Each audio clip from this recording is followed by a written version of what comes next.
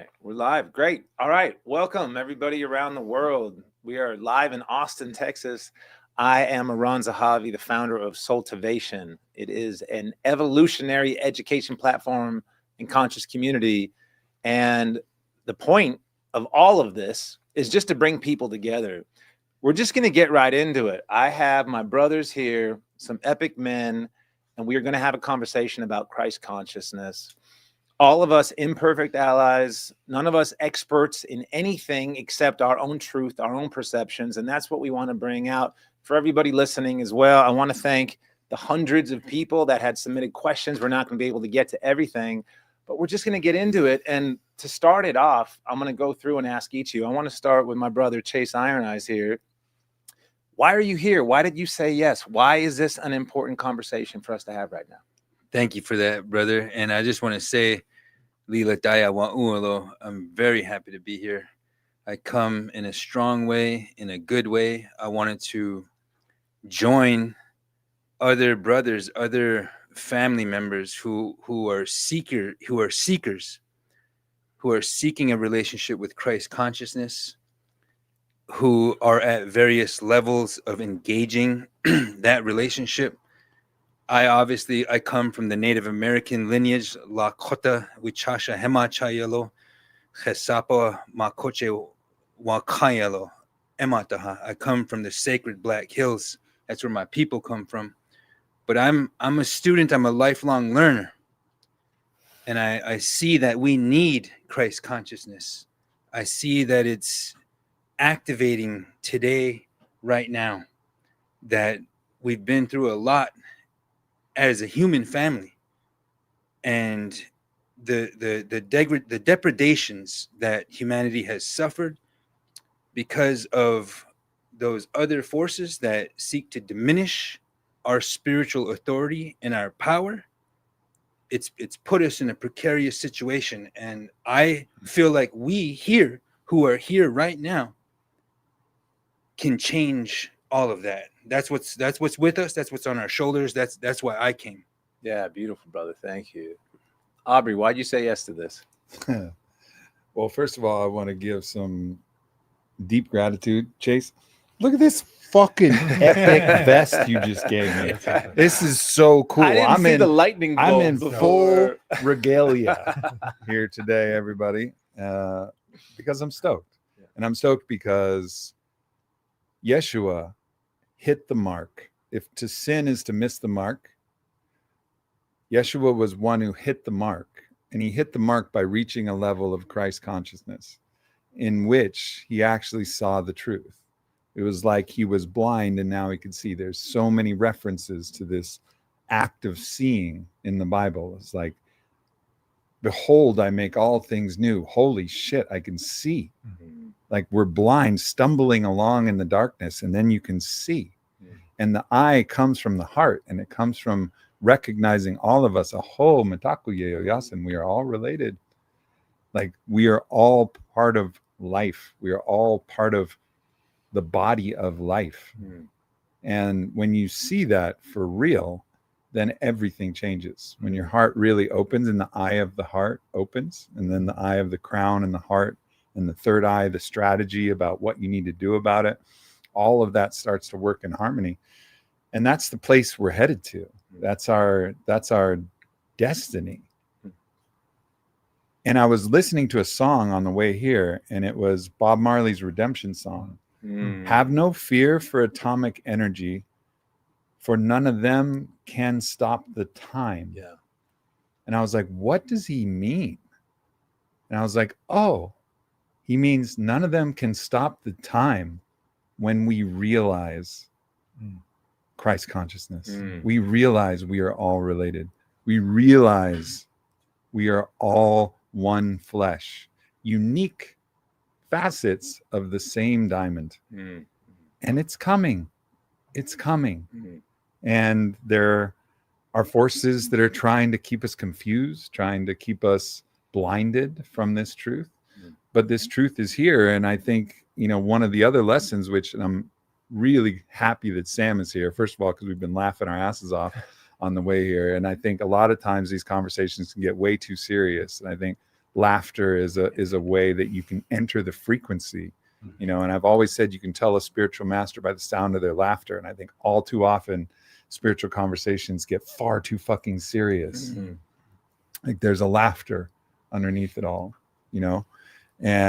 But I'm happy that Sam's here, because he really pointed something out to me about Christ that was really important for me. And he pointed out that in Christ's message of being the lamb, of turning the other cheek, of allowing someone to strike you and then say, okay, now over here and now over here, it holds up a perfect mirror so that they can see themselves for what they're actually doing. And there will be a time, I don't know when that time is, but there will be a time when the lamb will be the triumphant, dominant force in this fight. The lamb will win because it will be the mirror that will wake everybody the fuck up. Yeah. And so like the time where the lamb will win is coming. And that's when we're ready to see, what are we doing? What are these wars? What is this hate? Why are we spewing this judgment upon each other online and in communities? Why are we pitting left versus right, blue versus red, black versus white? What are we doing? That time is coming. Like we're here. And have no fear for atomic energy. Have no fear for AI. Have no fear for everything else, because none of them can stop the time. Yeah. And that's the faith part. That's the faith part. Yeah. And no matter what happens, like faith, just have that faith, hold that faith. And so what? So what if you're wrong? But if you hold the faith, it gives the best possibility that it's going to happen. So hold that faith fucking strong. Like just have the faith, like have no fear. Amen. It's the thing that's repeated in the Bible more than anything. Have no fear. And then of course it gets twisted. Everybody's like, fear this, fear this. Except the thing they say the most in the Bible is have no fear. Yeah. Have no fear. We're going to make it. You know, I think that those lyrics are so profound, and it goes into the calendar and what time is, which goes back to empire, which goes back to Christianity. So it's all tied together. And that line right before it, he says, emancipate yourself from mental slavery. None but yourself can free your mind. And everything that we are experiencing is happening within mind, within consciousness. So what is it that we are enslaved to, and what are we freeing ourselves from? And how did Yeshua, that's what something you brought up, the difference, this is such an important distinction, which we'll get into. There's Yeshua or Jesus, and there's the Christ. And the Christ is the title. And so the idea, are we all the Christ? Is there only one Christ? But Alex, I want to turn to you with what we've heard here. And I was so excited to have you on this, because we talk about this stuff all the time. And I was like, man, I wish that people could just listen to us talking about it, because I find it fascinating just hearing your take on it. So tell me, like, why did you say yes? Why is this important to you? I know it's such a big part of your life. Yeah, it's my favorite topic of all time. It's literally the topic that quite literally lights me up the most. You know, the more that I allow myself to be embodied with Christ consciousness as a useful, like a way to be utilized through the consciousness. And that's what I do my best on a daily basis, is like, how can I access the Christ consciousness every chance that I get? And not for myself, just so I can, you know, benefit from whatever comes, but so I could share with others and share that light with others and hopefully inspire others. So for me, it's literally the topic that lights me up the most. But it's not for yourself, because there's no better feeling than feeling that type of love, right? Totally. So it it's like starts it with is. yourself. It's a paradox. It's like the most self-serving thing is the most selfless thing. The most self-serving thing you could do is to be the most selfless. Totally. Because it feels the best. The most selfish thing I could do is actually go and help somebody else also, because I know it comes back. It's the paradox of both at once. And thank you. It's true. And it's literally just the thing that lights me up the most. So I'm like, I'm following that bliss, that consciousness, that Christ consciousness bliss. And I love studying Yeshua. Like for me, he's the coolest guy ever. Yeah. And I'm just like, I just obsessed with everything this guy says. I feel it clearly in my vessel. It resonates with me. It lights me up. So I'm just constantly like, oh, what does Yeshua say about that? Yeah. And, being very discerning about when things go against what Yeshua says. It's like, let me look into this a little bit more. So I love having these conversations, and I just keep following the Christ, that consciousness itself. Yeah. And there is a historiosity that people debate about of what did he say, what didn't he say, what's true, what's not true. But that's even why I wanted to have a bunch of non-experts here. And our brother Aaron Abke, I know some people tuned in to hear him, who would have been maybe the one expert, unfortunately was very sick, but it's kind of perfect, because we're just going to come with our honesty, our truth. We're all just trying to figure out what the fuck is going on, and how can we serve, and how can we bring in the beloved community and do our best. And so with that, just regular men, there's a lot of questions we have about that, which I'm excited to get into. People say, how do I bring this forth? How do I take care of my families? But one thing you guys were talking about was service, how good it feels to serve. So my brother Ryan here went from hitting grand slams in Fenway Park to now cleaning literal mud hovels in the slums of Uganda. So talk to me about that journey, or really why you're here, but the actionable aspects of the Christ consciousness that's so important to you. Yeah, so thank you for having me. Answering the call, this all kind of came to me throughout my life. I was really pushing Yeshua and Jesus away for a long time, and the spirit of Yeshua kept touching me, sending me on really wild paths. And of course, now I'm a father, right? So as a father, you want to usher in the kingdom, because your daughter and her kids and their kids are going to come into this earth. And when we see the dark forces and the division, I just want to usher in that unison for the generations to come. And as Father Sean O'Leary said to me, he said, Christ consciousness is when you can see the divinity in every soul. So when I get on a plane, when it would be more comfortable for me to stay at home and enjoy my wife and my kid, and it's really uncomfortable, and I'm going over there and doing that work for people that are really, really struggling, I'm taking that love for my daughter and expanding it outwardly to the planet. And I feel like that's what Yeshua would do. I know there's discrepancy with him being a father or not. And I'm just trying to take that love for my daughter and my wife, who's been through a lot with me through this, to the whole world. So that's it. I want to actually jump into a question. And Sam, I want to come back and check in with you about why you wanted to be here and what was so important. But what you just said tapped on a question that came in through from a few people that I think it's probably a good thing to touch on, because we are seeing so much violence in the world right now, and there is a lot of fear. So let me find this question, because I want to give a shout out to, here it is. So Shannon Drake from Boca Raton, Florida said, Charlie Kirk's assassination, as well as the murder of Irina Zarutska, revealed to us all that there is a rather large faction of our population that would not only cheer for our deaths, but actually pray and wish for it.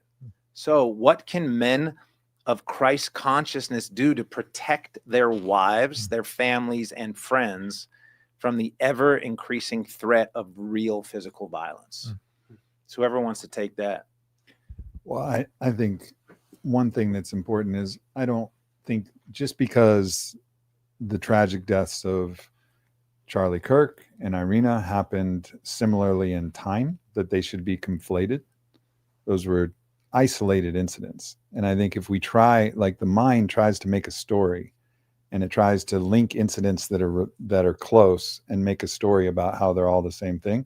Now, you can trace it back to the root and get to another systemic problem, but they're not the same thing. So I have qualms with how that question was asked, because I don't want those to be put in the same category. They're isolated incidents. There's people getting killed all the time, all over the place, and we just don't know their names, and we're not making stories connecting all of them. So, but this issue of violence does get back to this fundamental missing of the mark. We're missing the mark. This is a human being. A human being is a child of God, and that is sacred. And it should be the very, very, very last resort, done with absolute humility and absolute, like, this is the last thing I want to do if you ever go to take a life. Like, it should be the very last resort. Every other option should be explored. And even then you can even debate whether or not, because I believe there's always a chance for redemption. So, but fundamentally, like, violence has been something that has been part of our world since we have recorded history. And it's not just Western recorded history. There was violence in the tribal lands long before the colonizers came. Like, violence is a part of every culture and every story. And it's all a part of this blindness that has been on this planet where we don't see the truth. You know, the fall from Eden, where we could actually, it was a fall into blindness where we lost the connectedness that we all have. And I think we're finding our way back home to actually seeing the truth. But in the process, you know, there's a reggae song from Max Romeo. It says, I'm going to put on an iron shirt and kick the devil out of earth. Right? Like, there's dark forces here. There's a blindness. There's Wetiko, the psychic blindness. There's something that's keeping us from seeing. And it's time to push that off of our planet so that we can open our eyes and see the truth and see everybody as a child of God. So there, and with that, there's an action of resistance, but there's also that path of what you resist persists, and finding that balance between pushing back or just continuing to create forward and sort of creating out of it. So Sam, I'm wondering what you're hearing in all this, what's coming through for you with your path of even coming, letting people know of a deep path of medicine work into a relatively newfound but very deep connection with the Eastern Orthodoxy. So a wide spectrum that you're bringing with. So what are you hearing in all of this? Well, first of all, just to respond to that question, you know, I think of the moment when the big mob comes to get Yeshua, and Simon Peter comes up with a sword, and I think he slices one of the guy's ears off, and Jesus says, hey, like, this is what has to happen, right? He refers to Peter a couple times. He says, get behind me, Satan, you know, referring to this part that wants to interfere with God's will, right? And there's the will of God and there's the will of the flesh. And sometimes these are in, you know, contrast to one another. And so when I think about that, you know, when we're looking to the mark, right, we're looking to Christ, it's this willing taking on, absolving of all of human sin, of violence, of institutional injustice, of denial, of all of these things, of lying and taking that on. And I think the biggest question that I try to ask myself is, what would I die for? Not how to not die. I mean, that's a good question too. You know, we should all think about that. But what would I die for? Because, you know, I think until we know that, we can't quite live. And so we're never safe, you know? So, and yeah, I don't know. I haven't thought about so much. This reminds me of, there was a conversation that Charlie Kirk had with Bobby Kennedy, and Charlie Kirk asked Bobby Kennedy, "Are you afraid to die?" And he said, "There are some things worse than dying." And that was a really poignant conversation now, you know, given the events that happened. And, you know, Bobby's take that he, you know, in his public speech was that, you know, Charlie would have the satisfaction of knowing that he died with his boots on. He died standing for what he believed. He was willing, actually. Now, that doesn't mean that all of us have to agree with everything that he believed. Let's just get that on the table. That's not the point. But he believed something so much. And I genuinely believe that that came from a good place. I don't agree with all his premises. Came from a good place. And he was willing to die with his boots on, like standing for something. So it's like, what will you live for and what will you die for? And like those questions, that's like the perfect reframe of that question. And I think why this has moved so many people is that obviously he didn't expect to die, but there's a sense we can kind of tell that he was willing if need be, you know, and I know that's not to say that he wanted it, and it's not to, you know, make it feel all better for his wife and his children. It's not gonna, you know, be the thing that makes it all better again. But nonetheless, like there are things that are worse than dying. And even with that, I think about this question where she's coming from a place of a lot of people are afraid. And I think that is that mental slavery that we're just fed so much fear. And so we're trying to avoid something as opposed to go to something. And man, Chase, with you guys in this lineage, this is probably a good time I'm really interested, because I know you get some pushback from some people in your community because Christ consciousness, Yeshua, represents the colonizers. Right. And then here you are bringing that and invoking that, and that lineage of that dynamic is just riddled in fear and violence. So talk about that dichotomy a little bit of how it comes in to be a bridge for us, as opposed to continuing to propagate these stories of maybe how it was misrepresented. We're going to be tested as human beings, as a human family. And that's why I respect Christ consciousness, and I respect Jesus Christ as Lord and Savior, because he was willing to stand up to unjust rule. And what we are facing today, corporate violence, fascistic inclinations, the murdering of people, the assassinations, in our way of life, the Sundance way of life, whenever we end around, we offer the pipe, the sacred chanupa. It's Christ consciousness, and there's white buffalo calf pipe woman consciousness. When you offer that, you offer it 4 times. And there's a question implied here. Great tests of human beings. Will you lie to the people? No. They take the pipe back. Will you hurt the people? No. They take the pipe back. When the people hurt you, will you hurt them back? No. It's the hardest thing to do. Can't do it. And then the last, you receive the blessing of the pipe of the Christ. And the question is, will you do my will? Yes. I will do your will. So what I see is these forces are trying to goad us into these baser levels of fear, confusion, hate, and being nervous about each other as brothers and sisters. So the calling is more important than ever, that we come together and we choose Christ consciousness. When the people hurt me, am I going to hurt them back? No. That's the higher calling, and it's the hardest thing to do.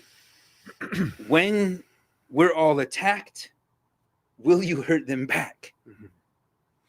It's the hardest thing to do. But that's my thoughts on what's going on. And as a human family, as Americans, we have to recognize this, and we have to provide guidance and leadership and strength in our own authority, because people are watching. People want to know. If you imagine yourself as a Christian male European, for the first time, you're feeling targeted. You're feeling like, hey, This is not supposed to be happening to my demographic. What happened to my country? What's going on? But there's room here for all of us. Mhm. And so we have to seek out that path now more than ever. I'll say that much. Thank you, brother. Amazing. Mm-hmm. Yeah, when I hear that, I just keep hearing Martin Luther King's voice in my head over and over with everything you guys are talking about. And he's got this one incredible discourse about loving your enemies. And he says a bunch of nuggets in there, but the one that jumps out says, at the moment that you have the opportunity to strike your enemy is the exact moment that you must not do it. Uh-huh. And as he invokes in other conversations, it says either we learn to live together as brothers or perish together as fools. Mm. So there is that connective piece here. And then when it comes into the Christ consciousness, as much as I know all of us find that as a unifying factor, there might not be anything also more divisive as well than the idea of the Christ and how many people oppose it and the stories around it. So I want to even pull back a little bit to what might seem an obvious question. This comes from David in Montana. What is Christ consciousness? What does it mean? Alex, what do you think? What is Christ consciousness? Yeah, well, if you look at the word Christ consciousness, it's anointed. The meaning of the word from Greek comes to anointed, and it means to be submerged in oil, to be covered in oil.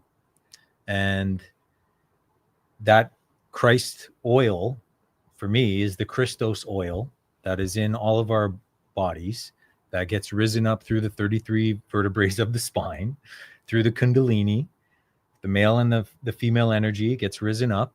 And, you know, Yeshua would talk about this, like, go and meditate and let thy eye be single and become anointed, become one with the Christ. And so it's, for me, it's the Christ consciousness is allowing oneself to be anointed with the cerebral spinal fluid oil that's in us, that he was teaching, that's very, you know, metaphysical and metaphorical in the Bible, throughout the Bible.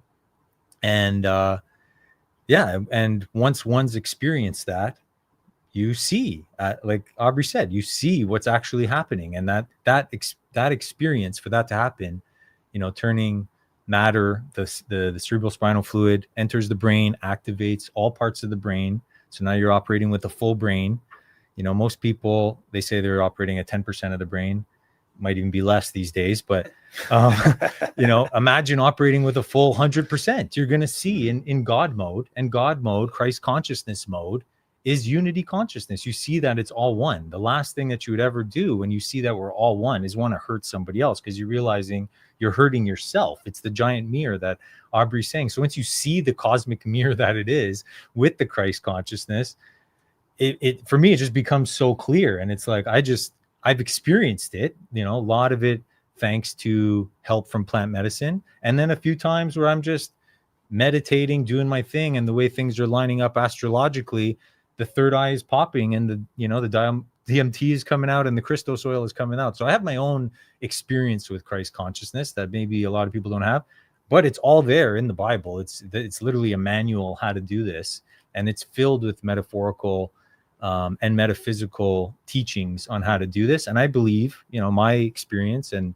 my research is Yeshua had this dialed in, probably working with his beloved Mary Magdalene, and she's given him the codes as well. She was this high priestess that knew all this stuff, and they're doing it together. And he's like, yeah, I'm going out on mission, and I'm gonna show people how to be this, how to be the light. Yeshua says, you are the light of the world.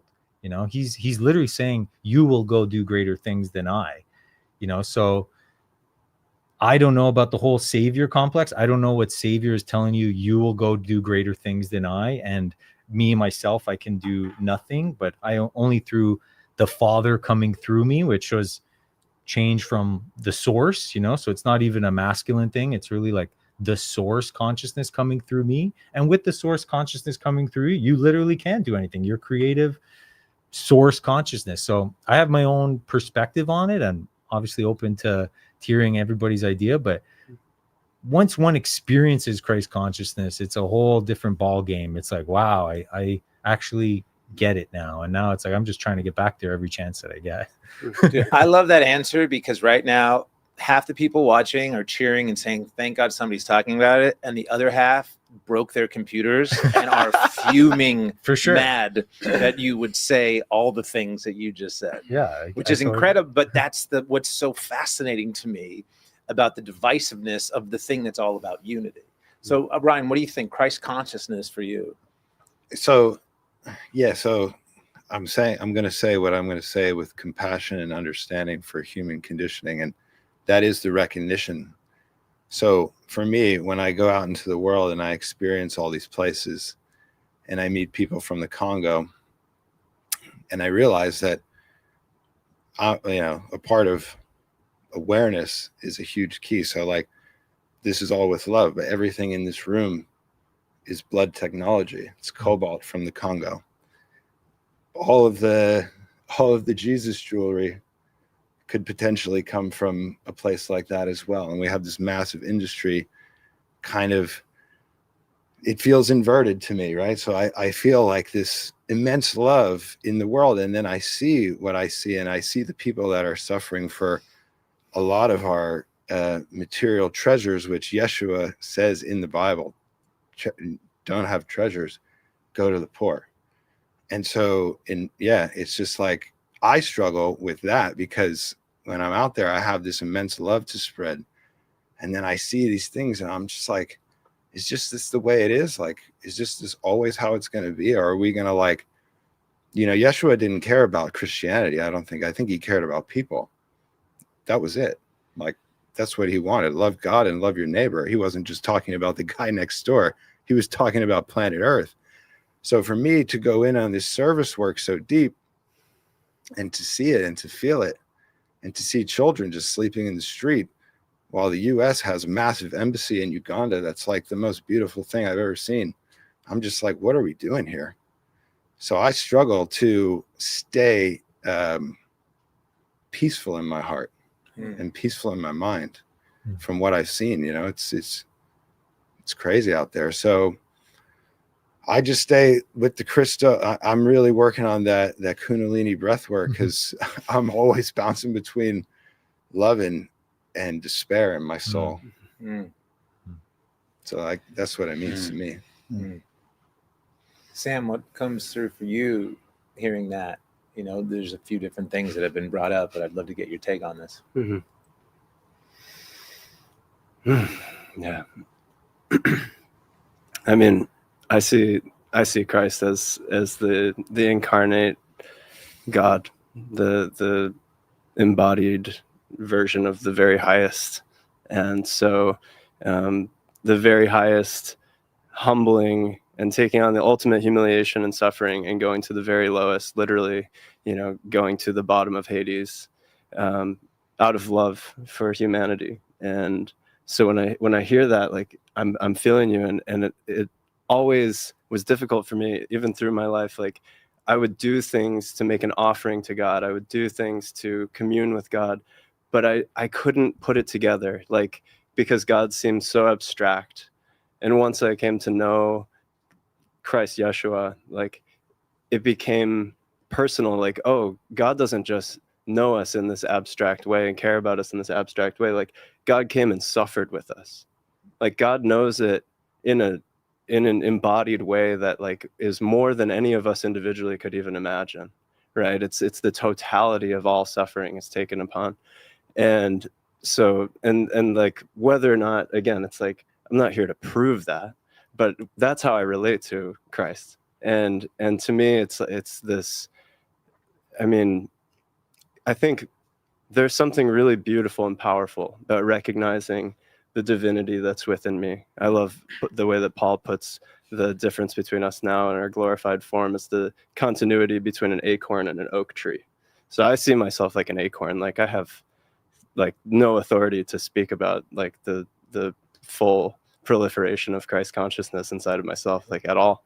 But Why there's well, because it's a journey. Like, I can't say what it looks like at the end. Like, I look to, this is what I'm getting at, is like, by being in relationship with the ultimate, right? By being in relationship with the ultimate example, it gives me an opportunity to be humbled by that, to be inspired, to be hopeful, to move toward, but also to like look up, right? I'm not, and that is a huge part of what it means to me, because he was always also looking up to the Father, to the source, right? So,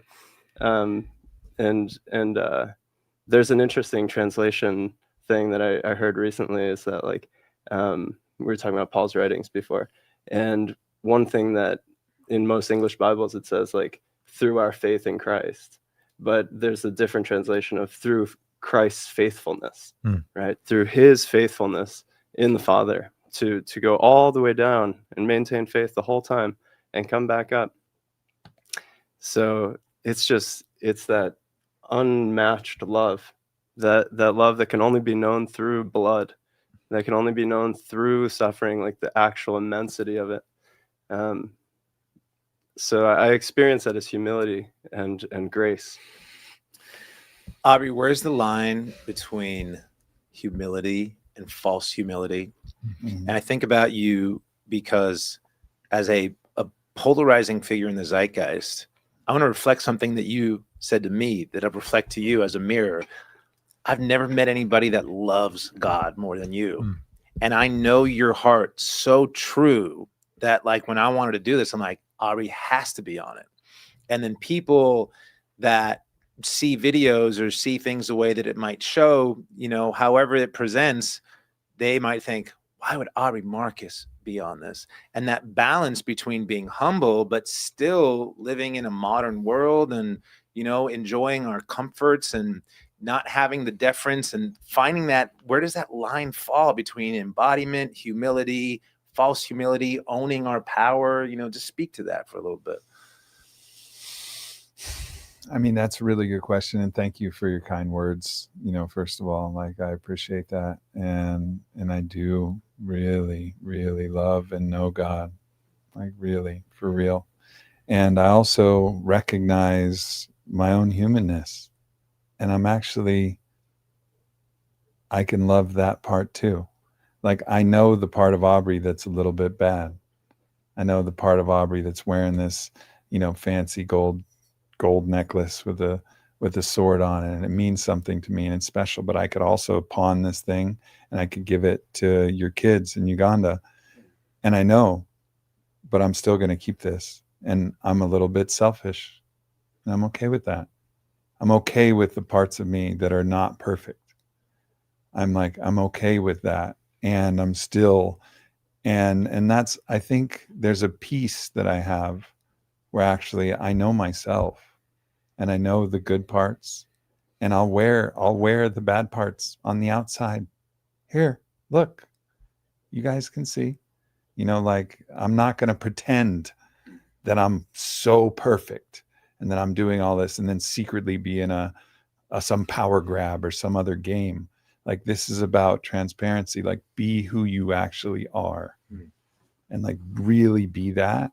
And that's what I try to be. And I think, you know, that's a big part for me, is to be, just look at yourself, be comfortable with who you really are, acknowledge that, and then be a little bit better, be as good as you want to be, get as close to the mark as you want to get.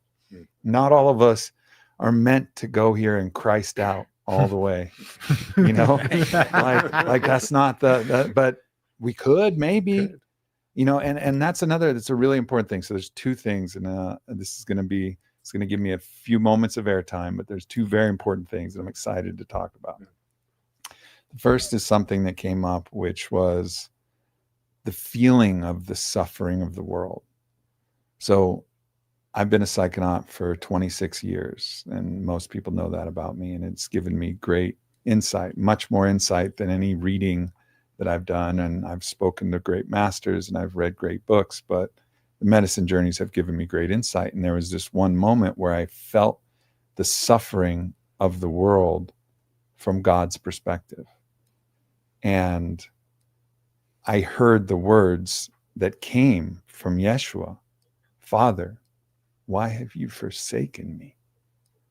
And I heard that not as like, Dad, why did you do this? No, it's not that. It's like, what have we done? What have we done? Like, we created this place from perfection and love, we created a place where there could be so much violence and so much pain. Why did we do it?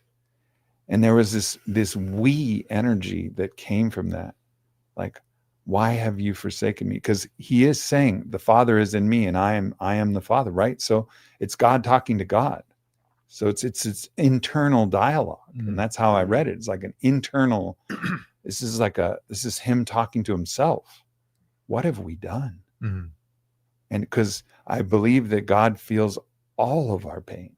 Didn't just feel Yeshua's pain, feels all of our pain, feels Sam's and Ryan's and Alex's and Chase's and Iran's and Aubrey's, and all of our joy and all of our love. And collectively, our joy and our pain is the mood of God. It's like we're contributing to God's, like, this is the immanence of the transcendence. God is the transcendence. We're the immanence. And we're feeling through that and evolving through that and growing and reaching towards, actually sharing that. And talking about, I think one of the things that is different, I mean, I love Yeshua so much. He hit the mark. He did it. He Christ it out. I also think the Buddha did it. Mm-hmm. I think the Buddha hit the mark. Mm-hmm. I also think Yeshe Tsogyal hit the mark. And I think potentially, and this is something where probably me and Sam may disagree on this, and me and a lot of Christians may disagree, maybe not. But I think everybody has a unique way that we could hit the mark. And I'm going to tell the story of Yeshe Tsogyal. So Yeshe Tsogyal was one of the high initiates, the priestesses of the great tantric master Padmasambhava. I think I'm pronouncing that right. And she was a tantric initiate. She's walking from her temple on a cold and stormy night. And there's a group of 6 marauders, 6 brigands on the road. And they're filled with lust and violence and opportunity. And they seize her. And they proceed to play out their lust and their rape and their violence on her. But she maintains love and consciousness and presence throughout that whole process, literally turning the other cheek with every thrust of the violence of the phallus, the penetrating toxic violence of that thrust. And she met it with love. And as the story goes, after they were finished, they saw the mirror and they all knelt at her feet and wept and swore that they would protect her to the day they died, that no matter what came at her, they would lay their lives at her feet, much like the apostles would lay their lives down for what Jesus stood for, because they saw it. They saw what it was like. They experienced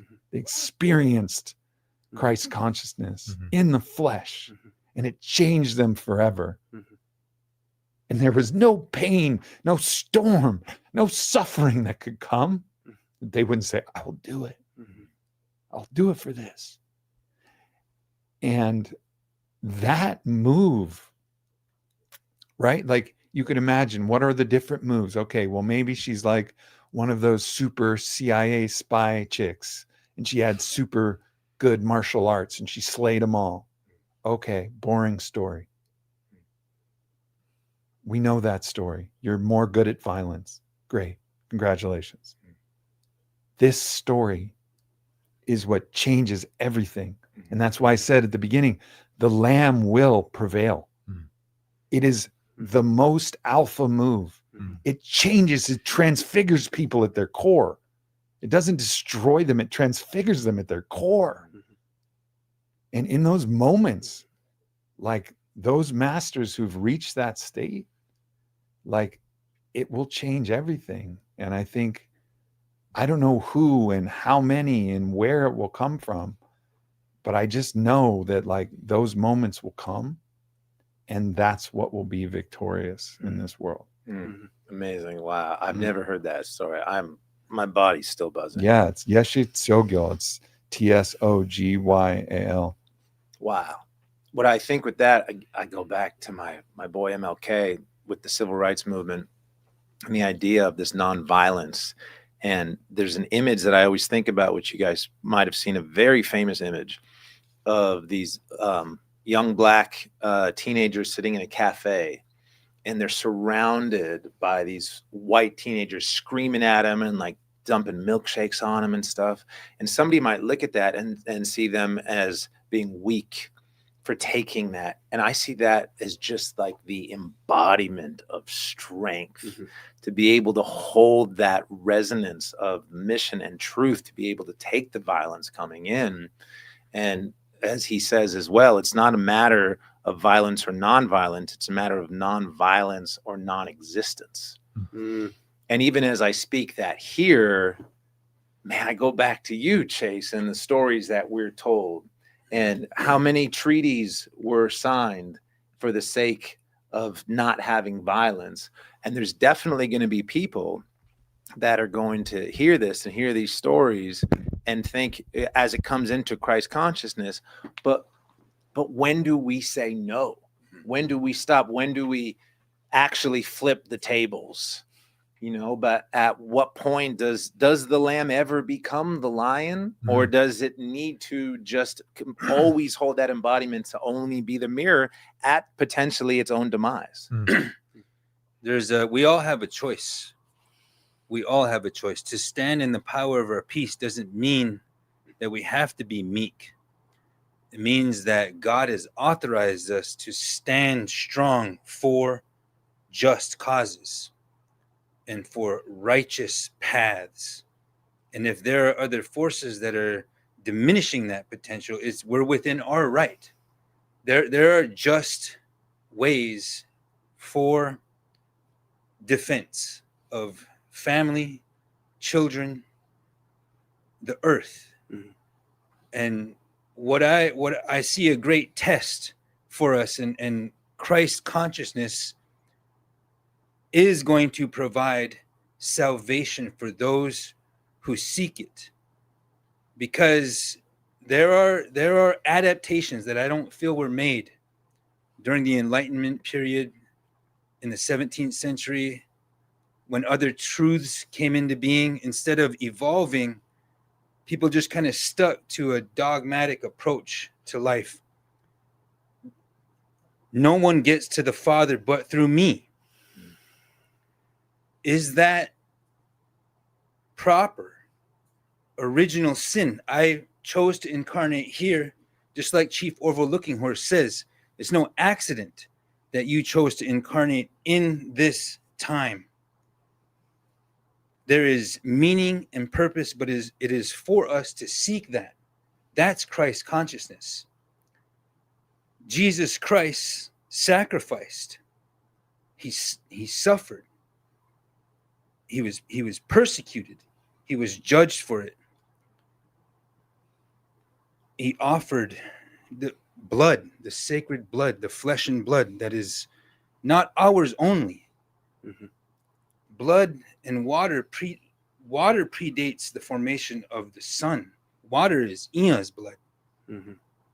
So for human beings, for us in our traditions, in the native traditions, most all of them have a ceremony where we have to perform Christ-like offerings of our own flesh and blood to redeem ourselves, to deliver ourselves from ignorant conditions and materiality concepts and things that draw us from our true power. We give ourselves for that.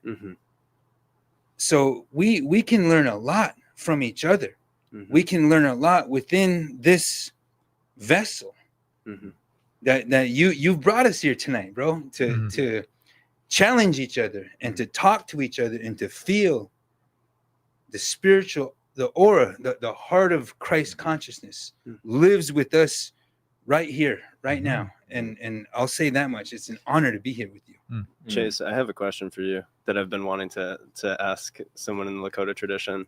I've, by the grace of your people, had the opportunity to vision quest 4 years, and I've been curious when you talk about Tunkashila Wakantanka. I think about the Holy Trinity of the Father, the Son, the Holy Spirit, or you could say it, the source and the spirit and the embodiment, or however. But I'm curious, it seems to me like in the Sundance and in the piercings and all of that there's this acting out of the sacrificial role of the Son.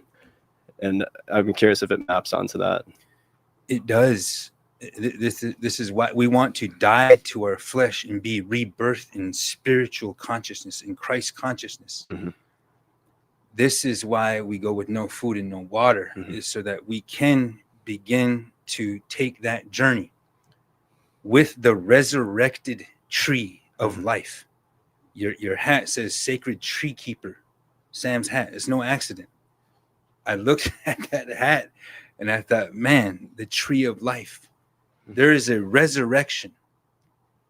How did we receive the gift of Oini Karapi, the sweat lodge, as it might be called, through immaculate conception from Iahokshila, the stone boy. So we have alive in us. We are living our myths. We have a responsibility to maintain our part of the covenant with God. And by the grace of God, even though we were criminalized for doing our way of life, it wasn't until I was born in 1978 that it was legal for us to do what God told us to do. And so our ceremonies are designed for human beings who are confronted with the hardship and the difficulties of the human condition. This is what is meant by all of our songs. We have a song for everything. Ina ate mala kota iapcha blihi michielo. My mom and dad, the Mother Earth and the Father Son, told me that I am Lakota. Lakota is not a race. It's not my skin color. It's a consciousness. My mom and dad, your mom and dad told us that we are sacred beings, that we are relatives, that we are related. So bli mi hich ielo, I take courage in that. It's that fear concept. You have to step through that. Everything in this kind of this world here, the colony is the right word. The corporation, when did that thing come into being? What would Jesus do about that? So we have to be brave. And we didn't talk about our role as men, because we're trying to grow into that, and we're seeking guidance, we're seeking reference points, and we can gain them through Christ consciousness. I mean, how crazy is that we're one nation under God, founded as a Christian nation, and the people practicing the most Christian ritual you could possibly imagine by a different name, the offering of their flesh. We made that illegal. Like, for real. Like, we have to face a lot of our own darkness, and I think that's the good of this kind of postmodern moment where we're looking at it. And there has to be the forgiveness and the grace, as well as the looking at what we've done, and then how do we go from here. We can't obsess over that fact, but we have to see what that is. And I just want to offer here too, we recently had the opportunity, many of us, to hear from Tim Hogan, a Grand Master of a particular order of the Knights Templar. And they have their own stories about Yeshua. They tell stories that they have the bones of Yeshua's children. Maybe they do, maybe they don't. I don't know. I haven't seen them. That's their story. And they tell the story of Yeshua as all of these different stories are stories of initiatic rites. And the story of Yeshua walking on water is a story about how we master our emotions. So in that moment, like you said, when MLK said, that moment where you feel that anger, like you want to strike back, you don't. How do you do that? You walk on water. You're the master of your emotions. The emotions are the watery depths. Mhm. We're drowning in our emotions. Mm. If you get in a fight with your partner, it's like you're in the whirlpool. You can't get out. You're angry. Yeshua could walk on water. Mhm. Could master his emotions. What else do you have to master? Well, you have to master the dominance of the flesh over the spirit. You have to show that the spirit is more potent than the flesh. Mhm. You know, the spirit is willing, but the flesh is not. Mhm. You know, one of the famous passages when they fell asleep when they were supposed to, like, they wanted to stay awake, Mhm. but the flesh was weak. Mhm. And one of the things I admire so much about the Sundance is it's people who are proving that their spirit is stronger than the flesh. Mhm.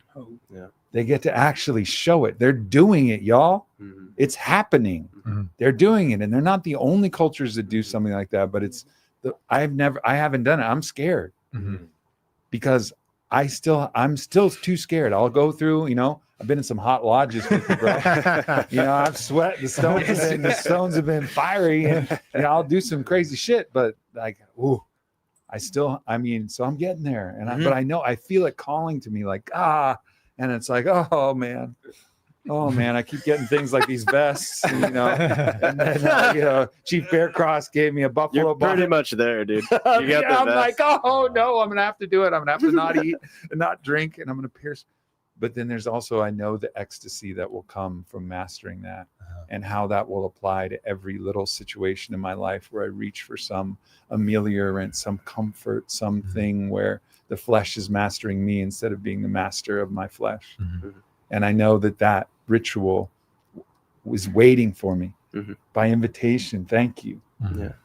Yeah. To help me through this. And they, in the Templar order, they view that as a symbol of something that we can do to master that, you know, as something that you shared with me as well, which is obvious and apparent in the Bible, but it wasn't so clear to me that Yeshua did that willingly, just like everybody does at the Sundance. Nobody drags someone out and says, you got to go Sundance. That's not how it works. Mhm. You got to say, no, I'm going to go to the tree. I'm going to pierce my flesh and I'm going to dance. Mhm. I'm going to go to the tree. And you do it willingly. Mhm. And that's like the key component. You can't get drugged to the altar, Mhm. but you can have the invitation. Mhm. And I think that's these things that the Templars are saying, whether they're true or not, they point to a path towards mastery. They point to a way. Mhm. And the way is mastery over our emotions, mastery over the comforts and dominance of the flesh, and to have a spirit that is stronger than all of that. I asked my brother, last thing I'll say, I asked my brother Parangi, you know, I was like, how do you do it, man? Because he's been a Sundancer now for many years. How do you do it? And he goes, well, it's impossible except for prayer. Mhm. Except for prayer. Mhm. It's impossible except for prayer. And so you learn the power of prayer and the power of the spirit. And then you learn how that is the supreme power, actually. That is the eternal power. And so I'm so honored by the closeness that we've developed. Yeah, man. You know, it's wild. so cool. Mm. And there's so much that we need to integrate as a world, that we need to learn from our First Nations relatives. And they're showing so much more to Christians than I think Christians are willing to look at. And I think that's a part of this new awakening, is to go like, yeah, all right, but would you do this? Because they're doing it. Would you? You know, like for real. And some will, some would, you know, but this is like, there's already a system that's set up. And Leonard Crodog was kind enough and was also, so much was taken from the native people. Yes. And he said, you know what? I'm still going to give more. I'm going to give more of our way because we all need it. And that was a courageous, heroic thing. Very that he did. Christ-like. It was. You've taken everything from us, and I'm going to give you everything that we have. You ask for my cloak, I'm going to give you my shirt. That's Christ-like. Like he was actually, and that is going to ripple out, and that will ripple out. And as we grow, and as our bond grows, and as this grows, and as these forces merge, like that will have consequences that may shift, maybe the tipping point that shifts the collective consciousness. Because I think there will be a tipping point. And I think that's part of it. I feel family. I'm scared every single time I Sundance. Every single time there's a ceremony, because what we're communing with and what we're activating is something that is beyond knowing and naming, ineffable. It's all of those things. It's the woaka, daku shka shka, daku waka. You know, it's Christ consciousness. It's sacred, but it's there for us. It's there for human beings. That's our right. That's our birthright. But you have to walk through it. It's one of those things, like, we don't tell people you should do this or that. Even when my son told me he wanted to dance, he was 15. I was like, I don't know. It's one of those things where you don't wish it on your worst enemy. But once somebody goes through it, then they're a changed person. They're transfigured. They've died to their flesh and they're rebirthed in spirit. And there's a ritual scarification where you're not the same being. So greater purposes, that's Christ consciousness by another name. And we all need to return to that. It's wild. I'm a bridge builder like you. Shakaruna, bro. Like, it gets me in trouble sometimes. But those who seek that path are going to be judged, are going to have to sacrifice, are going to be persecuted. That's part of the Christ walk, the Christ way of life. This is a great segue to, I think, a really important question. I don't know if it was asked, but I wouldn't be surprised if it was. But people have a lot of resistance to God being a judge. People have a lot of resistance to the idea of punishment or the necessity of sacrifice or this type of thing. I'm curious what you have to say about that. That's a tough one. We also believe that we will be judged, right? And it's a woman who judges us when we ascend through the portal. When our human existence expires and we take that journey. But we can't be afraid of that. You cannot be afraid of being judged, right? Not by human beings and not even by the Most High, because the Most High wants you to be authorized to make mistakes, to reach naritron, enlightenment, and to seek to give yourself to that path. There's no avoiding it, though. I mean, I feel like I can feel, and we talked about this too, the essence of the Father is, I love you so much. And the essence of Yeshua is, I love you so much beyond any record of wrong. You're perfect as you are. You are the son for whom I am so proud. You know, like, and you can do better too. Like, you got more in you. And I think we all know that. So this idea that there won't be judgment is false. Yes, we're doing it all the time. And so too on high, as above, so below. Like, this process of knowing we could be better is within us always. And it needs to be married with the constant, ever-present love and grace. And so you can't separate judgment and love, just like you can't separate truth and love. You know, you have to marry those things back together. Judgment and love have to become one. Yes, I love you just as you are, and you can do better. And it's a paradox. And the paradox is how we understand the way, is to understand that it's both, always, simultaneously, at the same time. You're loved maximum. And damn it, you could do better. You know, I hear that about where we've been in this conversation. You talked about blood. We talked about blood. We talked about sacrifice, the vision quest, the flesh, the Sundance. And I had a thought very recently. There's different ways that we show the Christ consciousness. and it's the lamb, and it's sweet, and it's service, and it's light. But then there's this sacrificial piece. And I had this thought that if you go into a place that is showing this light and this lamb bleeding out on a cross, turn around and run. Like, do we ever get to choose to stop the sacrifice of the flesh and just be the emanation of the light that we desire? And that's, I actually want to turn to you. When I think about you, Alex, I'm not in any way insinuating that you have not experienced sacrifice and suffering in your life, or that you don't seek it out as part of your path. But I see you as like, I'm going to embody Yeshua by just being the happiest MFer that I can be, and put that out in the world. I'm going to love my life. I'm going to love the people around me. I'm going to emanate out as much goodness that it almost can, you know, the potentiality of that is that it can cover the need for sacrifice. Does there ever come a time when we don't have to do that anymore? Yeah. Thank you. I appreciate that. I don't believe in blood sacrifice.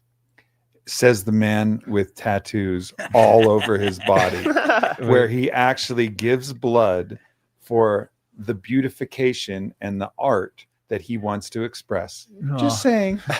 Just saying. I mean, I don't believe in killing for blood. Of course. Right. Of course. Yeah. But however, I think the point I'm making is that you do believe that you can give up discomfort. You can sacrifice discomfort For sure. for a higher value.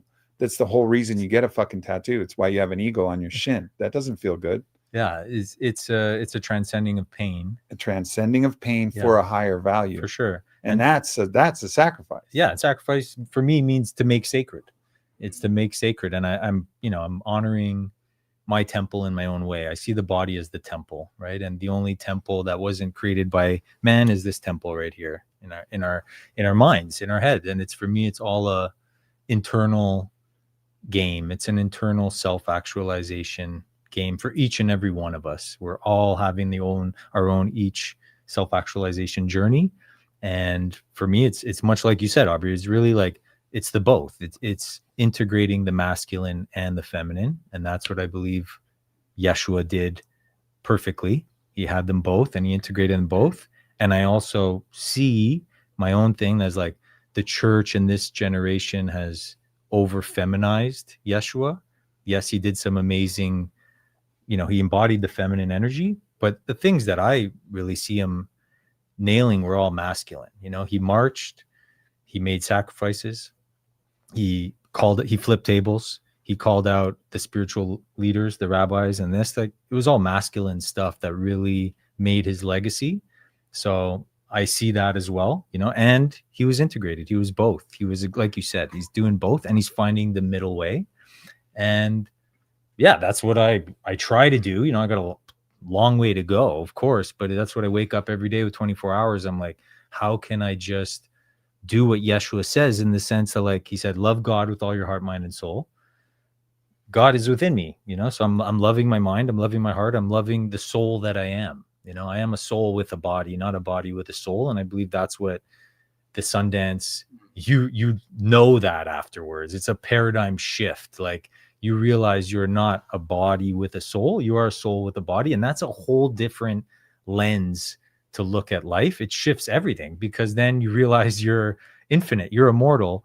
And yeah, I got a good rental vessel here. It's dope. I probably had to do some cool things in the last life to get this one. But I also realize that it's temporary. So I'm here to just, embody it and enjoy it as much as I can, and absorb as much light as I can into this vessel and let it shine through. And also realizing it's temporary. Like and that's what makes me love life. And that's what he said to do. Love God with all your heart, mind, and soul, and love your neighbor like you love yourself. For me, it's like, I'm always trying to oversimplify things.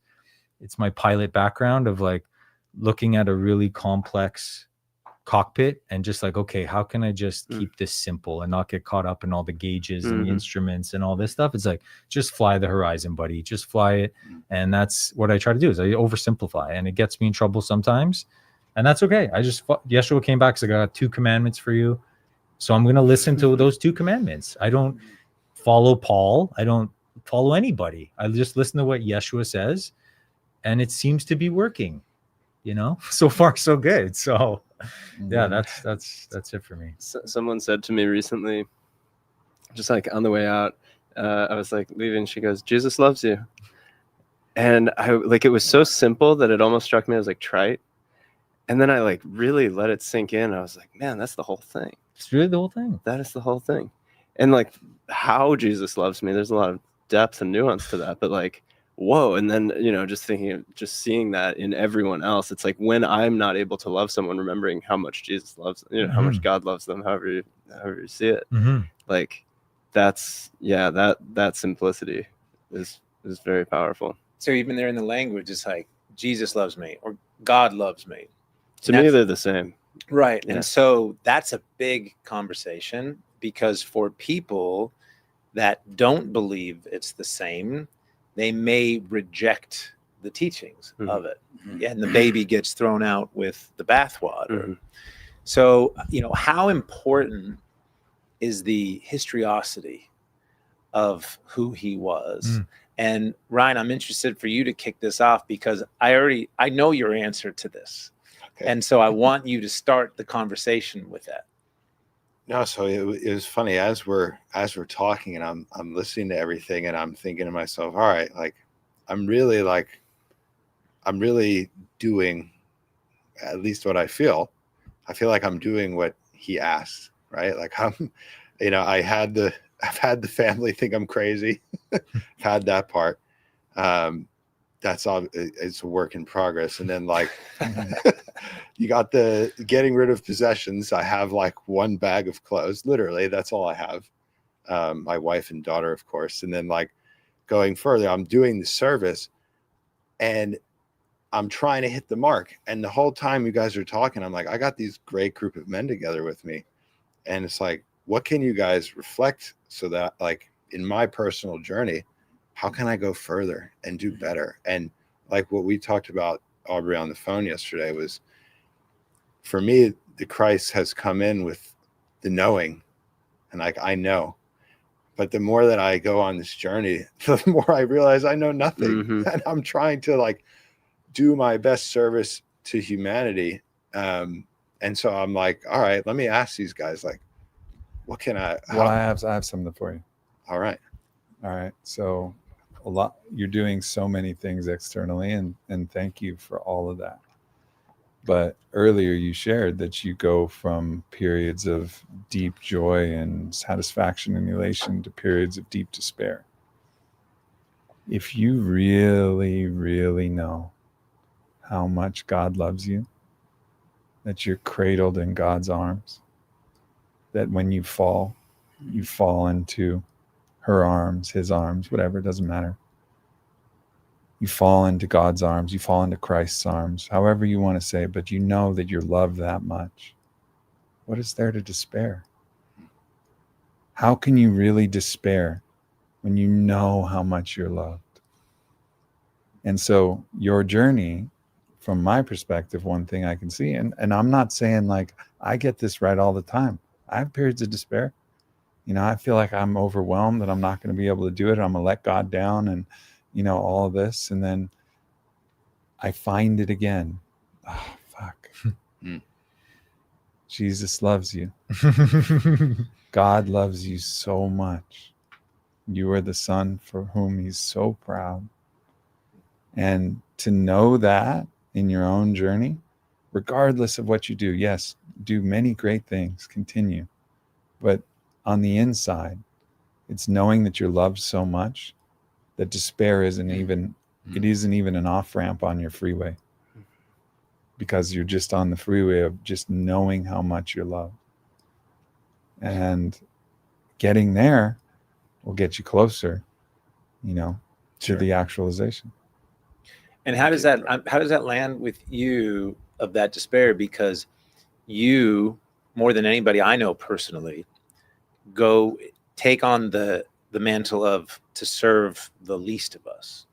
So you are going into places that have a expression of deep despair, and that's why I even thought before I finished that question, the expression, because there's a lot of people that are suffering in despair that Mhm. seem like they Mhm. have everything at their fingertips, and you go to places that is the inversion of that, but it's not necessarily that it's all just this like joyful, sort of peasantry. There's a lot of despair within this representation of a physical expression, very low on Maslow's hierarchy.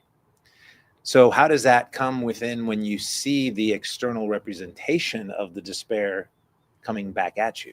Like, how do I take it in? Yeah, because I'm thinking, hearing what you're saying, it's like, yeah, that resonates. And then feeling within myself, I have nothing to despair. God loves me. And then you go see like 5-year-olds starving in the street. And then you come back to that. It's like, well, God loves me, but what about this? How do I how do I reconcile all that? Yeah. So, yeah. And that's where because I do have periods of joy on the road. Me and my boy from the Congo, Shabani Chani, if you're watching, man, he's just an amazing soul. Just like, wow. But then, yeah, it's like, wait, why do I have this privilege and this person doesn't have that? And here I am in Africa and everyone's saying they follow Christ. The governments, the pastors got the most money, but everybody else has nothing. And they're just looking around depleted and lost. So it's like, yeah, I mean, how do I take it in? I just go harder. I go harder. I take more reps. I go serve harder. And yeah, I have like, this is a really cool moment for me to sit in this room with all of you. So that emotion came out, but yeah, I feel more love than I ever have in my life. Beautiful now. And it's okay. So now how can we make others feel loved like that? And it feels almost like a impossibility, because Yeshua was fighting 2,000 years ago for this. And in a lot of ways, it doesn't feel like it's changed. Well, one thing, I haven't spent nearly as much time doing service work in Africa as you. I spent 2 weeks in the Soweto slum in Kenya, and I went to Uganda and I did some service work. The kids there, and Yeshua talks about like the childlike, like, and I don't know the exact passages, and I wish I did. I need to get my game a little tighter when I'm quoting things. But that's why Aaron was be like. That's why Aaron's not here. There's nobody to fact check us. But to be like a child, right? Yes. Be like a child, and the children that I saw there were so much happier than the kids I see in our fancy private schools out here. I remember there was some kid who brought out a soccer ball that had all of the plastic parts worn off, and it was just the rubber core of it. And the kids erupted in joy. Like, we got a ball. Hell yeah. And they were kicking it around. And so the possibility to feel that love and that it's not dependent on the external. And also, we need to help level the playing field so everybody is not in that kind of abject suffering and poverty. Like, yes, of course, we need to do that. And it's not entirely dependent on that. Like, it is possible for all of us to find that love and to allow that love to be the bedrock underneath it all. And let's do the best we can to help all those who need help. So it's like, that's another paradox. It's like, you can have it all. God's love is everything. You have it all already. Sure. You have it all. And let's help out with all the other stuff that we can. I do feel just and I'm curious, I do feel like the true nature, the spirit of Yeshua gets bypassed with the dying for the sins line, because it feels like, to me, it doesn't have to be everyone, but it has to be a shift of the inversion of those of us with the privilege to go to the suffering. And it's not like, when I brought up before the line about the Jesus jewelry, it's like, yeah, we don't have to sell our possessions and just do that. I feel like, and I don't know, but it feels like there has to be, we got to get, if there wants to be a revival, I keep hearing Christians talk about a revival. It's like, I think there needs to be a revival of his spirit, his radical action, his sacrifice to go to those sort of people and level the playing field. Because right now they got to split up left to right politics. And meanwhile, that top to bottom keeps going further. Mm-hmm. And it's like, if we could drown out the noise of the left and right and just work on this, maybe that stuff wouldn't matter anymore as much. Well, if we fix the consciousness, though, like we fix the consciousness, there's so much more abundance. Like, I think I read a report that said something like $220 billion could get clean water for the whole world. Right. Yeah. It wasn't even like a crazy number, especially when we made a couple trillion come out of thin air during the pandemic. Like, here's a couple trillion. We'll pass it around. You know, keep it amongst yourselves. Like a tenth of that. Gamble it on whatever you want, or you know, buy some Amazon stuff, like whatever. Here's a couple trillion. It's like, what? Clean water for the whole world was like, maybe it's more, maybe it's half a trillion, whatever. Whatever the fucking number is. But it's like, and so all right, so we're making money out of thin air. And we're not doing anything about that. And also, right now, as we're talking, we're exploding millions of dollars collectively as a world in the process of killing each other. We're exploding millions of dollars to kill each other. Like, the war spending is so insane. Like, we'd have the possibility for an abundant world if we just take care of a couple things. Like, stop with the fucking war. And then there's the question, like, but if we stop, will everybody else stop? And then you get in that difficult question as bridge people. We're in a bridge stage to the place where we can all lay down our arms. Like the lamb. Like the lamb, where the lamb can lay down with the wolf. That's right. It used to be lion, and now it's wolf also. I don't know. Retranslation. Is that like a Mandela effect? I think so. That got changed. I always remembered as lion, but I know. I read something just yesterday that it was talking about that exact thing. That it used to be lion, but now it's wolf. But the lion or the wolf lays down with the lamb. It realizes, like, this is the way, like you're saying, like the feminine energy comes back into the Christ consciousness as one. And then in the bridge, I don't know what the bridge looks like. I don't know how much fighting we still need to do, because there is evil that is being carried out in the world. We have to stand up for that. We can't let people get sex trafficked. We can't let people get, slaughtered and murdered and violated. And like, so I don't know what the bridge is. I don't know what the bridge looks like, and I don't know where to draw the line. I just know the finish line, and the finish line is the lamb wins. Well, I think this is such a good culminating thing, talking about, the political and the high level decision making, because when you're talking about bombing and you're talking about printing trillions of dollars, like, none of us did those things, right? We've got things in our hearts to work out. But when I hear you say it takes a change in consciousness, and I think it exactly bridges with what you're saying, which is that when we have the ability to give, when we give, that's what changes our consciousness, right? And like, I appreciate your example so much, because it's to me, like, when I think about the water rising and everyone's scrambling up the mountain, the path gets narrow and narrow. At the very top, it's like we could say that's a lot of different things. Everybody's got a different opinion on what the real thing is at the very top. But I know for sure that humility's there. I know for sure that humility's there, whatever spiritual path you take. And when I think about, that's, if nothing else, what you get out of doing that work, I know you put yourself on the same level. You're just with the people. You're not above it. You're not above, like, getting your hands dirty, getting in there. We all need that so badly here. Like, we think that we're on another level. Like, we can't get into the dirt of it like that. And it's intense. And you've done it at a level I haven't. So. It's a psychedelic, in my opinion. When you're, it really, for me, like, leading up to a ceremony or mushrooms, I'm like, oh no, so I'm nervous. All right. And then you get into it, you take it. At least for me, sometimes I'm like, oh no, I shouldn't have done it. And then there's the threshold breakthrough moment. And that happens to me. You get on that flight, you got 25 hours, you show up to these places, you're like, oh, I could have been comfortable. And then you show up and you get your hands dirty. And at the end of the day, I'm just like, oh, I feel so good. And I went to go serve them. No. They served me every time. I hear this. There's so many different aspects of it. And I think to the parable of the 5 blind men and the elephant, and not to tell that full story, but essentially here's a creature that no one's ever seen, and each one feels a part of it, and one feels the trunk, and one feels the tail, and one the ear and the body, and they all have these radically different experiences of it.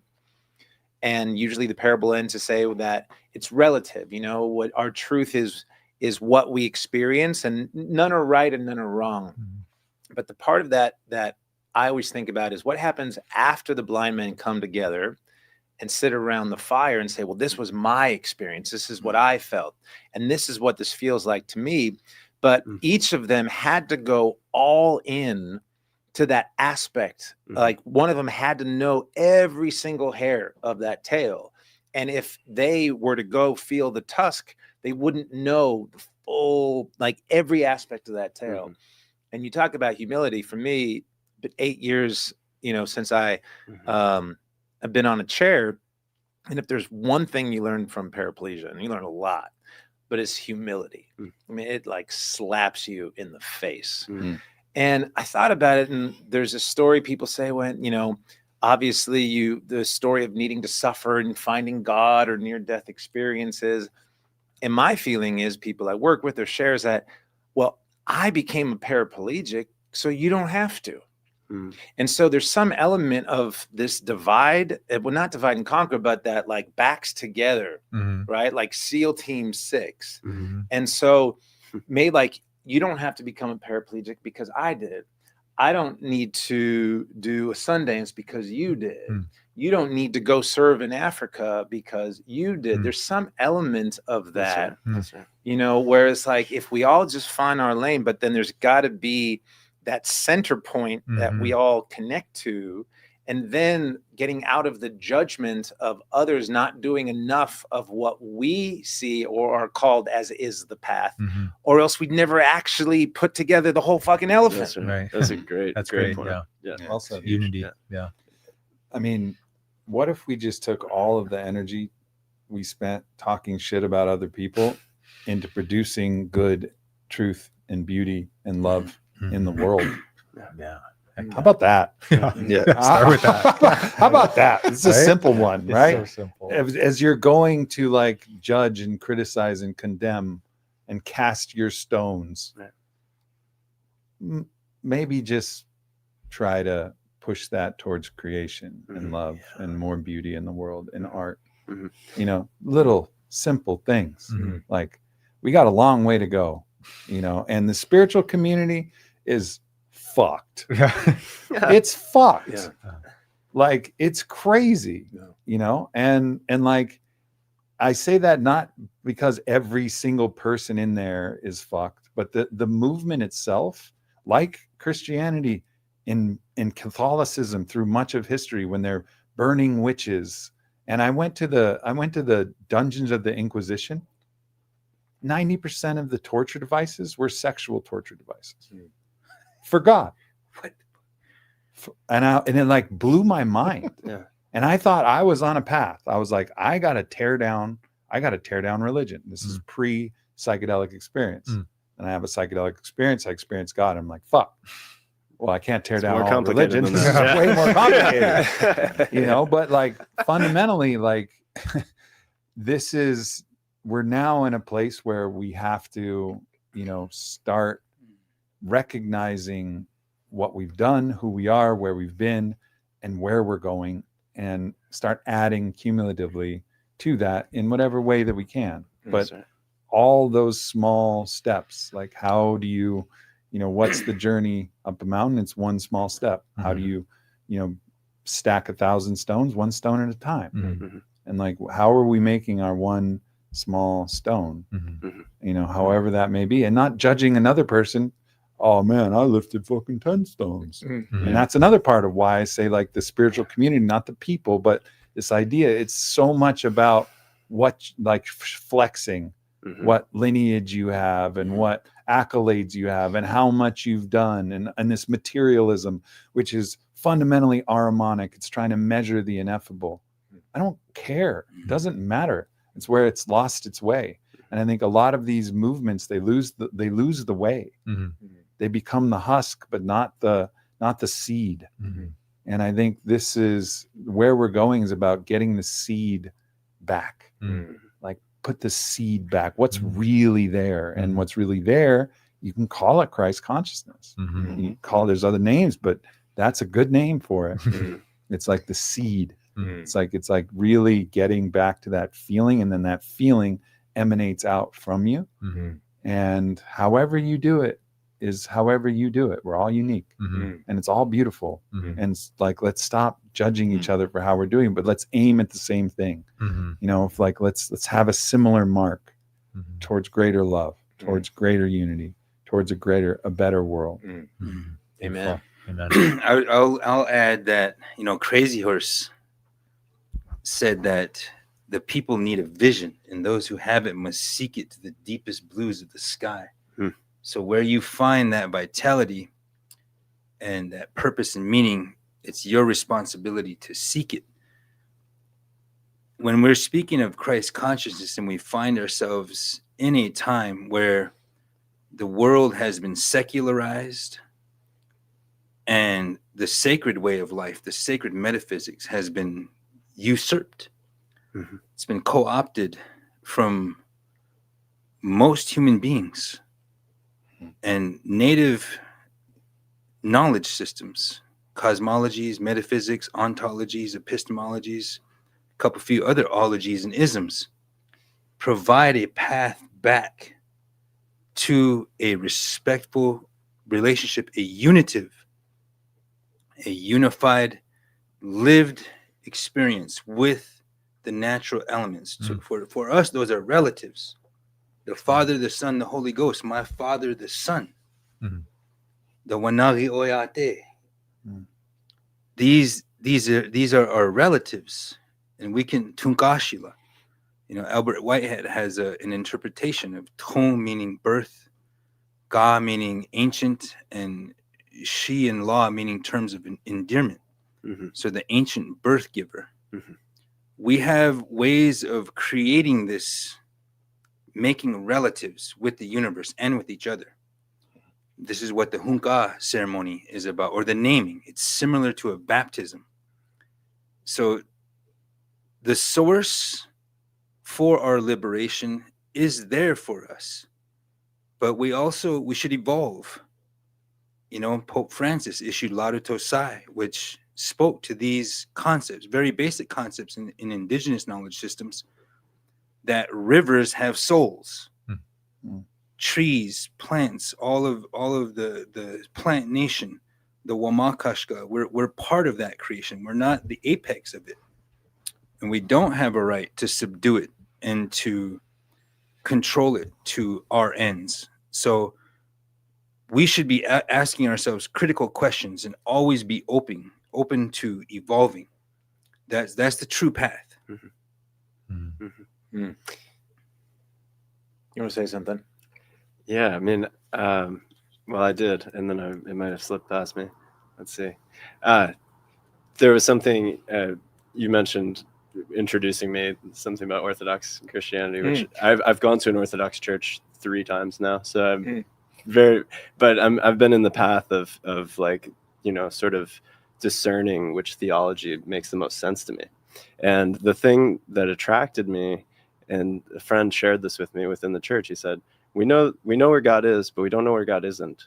And I guess I wanted to point to this necessity that we have. Like you said, we're not at the apex, and this necessity that we have for hierarchy. Like, and I understand that people fear hierarchy because it's subject to corruption. And you're talking about, you witnessed these torture devices, and you know, that were used by the Catholic, you know, Crusaders or Inquisition or whatever the context.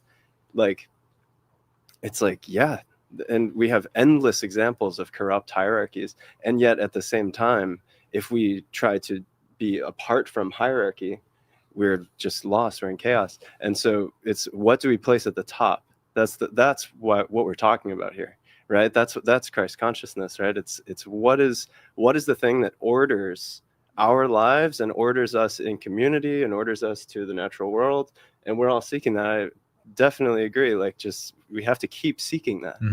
But also, I feel there's so much vitriol toward religion as a generality, and it's like, your lifestyle, that's religion. Like Christianity means a lot of different things to a lot of different people, but it's religion. All of us are religious. We don't have a choice. The alternative is chaos. So it's like we have to figure out some sort of religion and learn to respect each other's. You know, that's the thing that like it's like the lovely thing that I've found reading the Gospels is like, I don't know what happened to Jesus for most of his life. I don't even know really who this guy is. I know who, like, you know, I can take it from other people who also don't fully know, but that the mystery is what makes it alive, right? It's what allows me to live in it.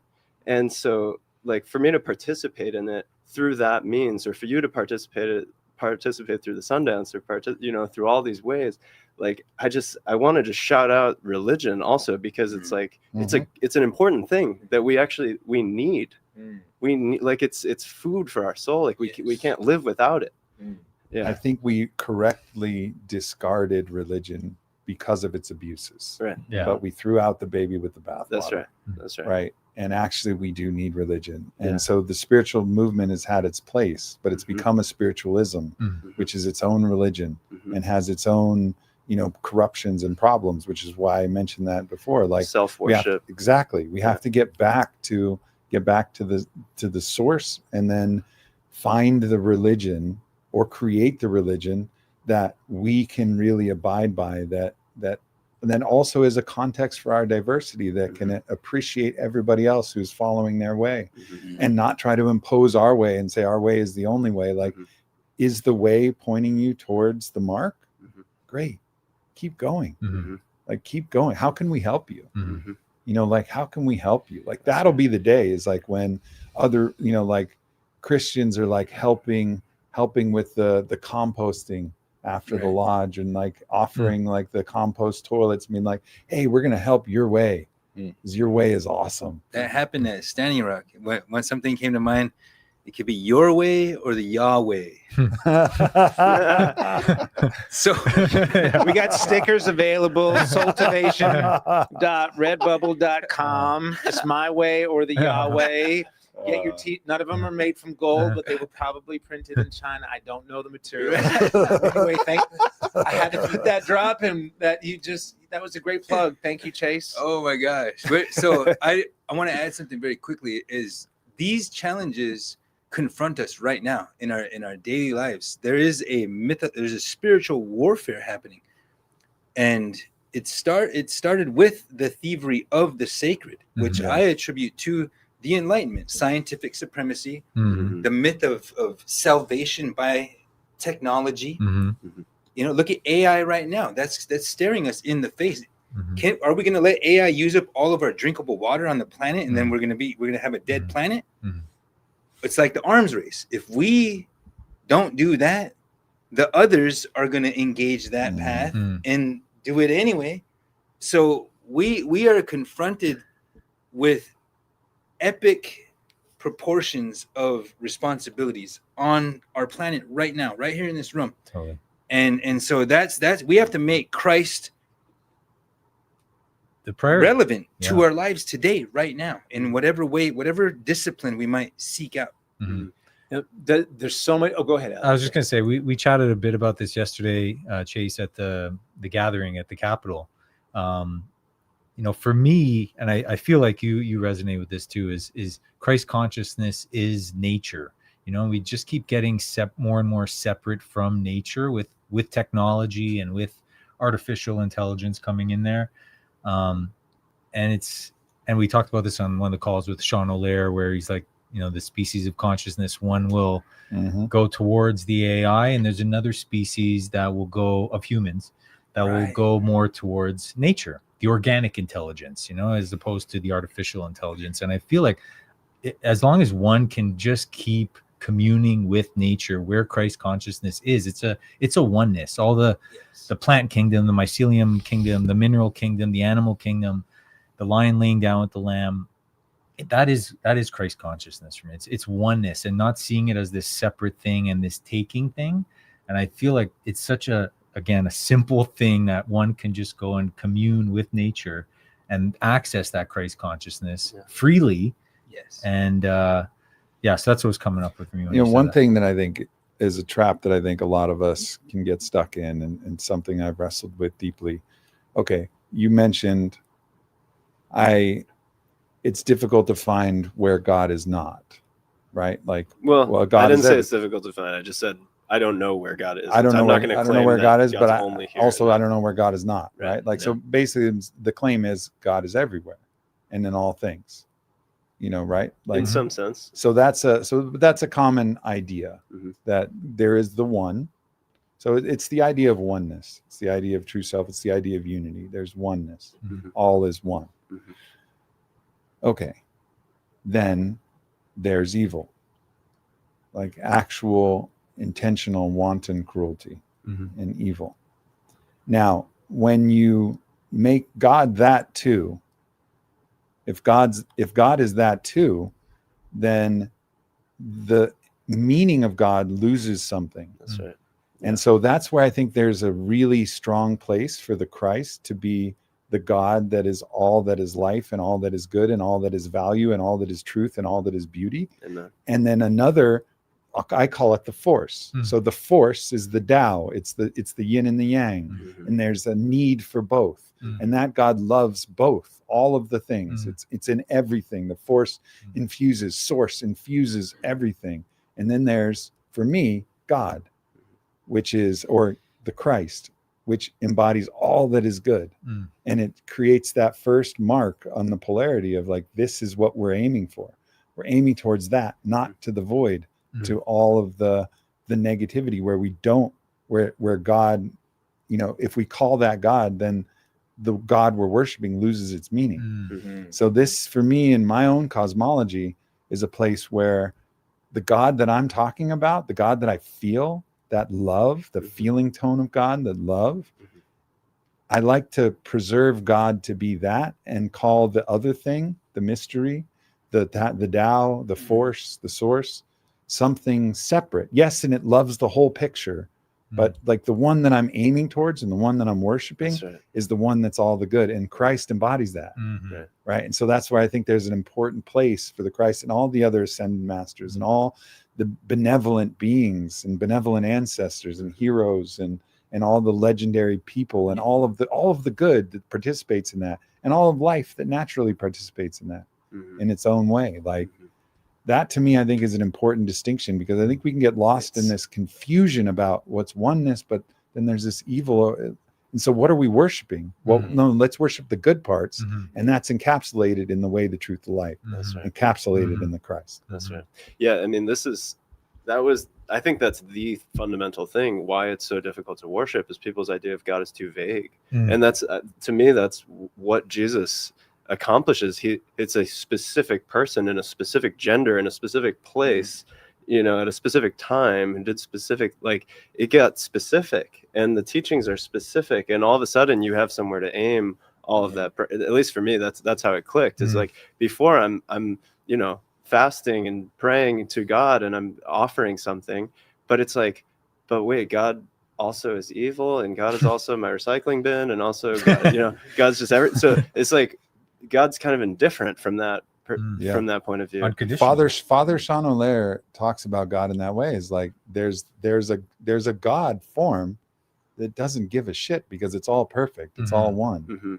There's like, that's unconditional love, right? Yeah, it's like but also there is this kind of part of it indifference, but there's a personal, your own personal Jesus, like the way that God loves you as the infinite intimate, as Rebbe Gaffney would say, like loves you personally so much.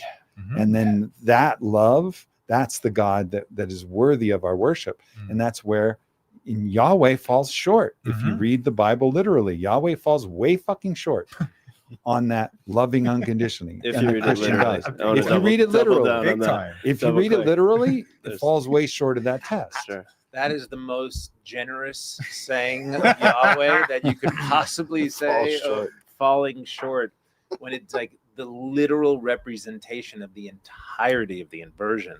And so, but with that, with what you guys are talking about, there's so much importance in our language and our shared stories and our shared myth.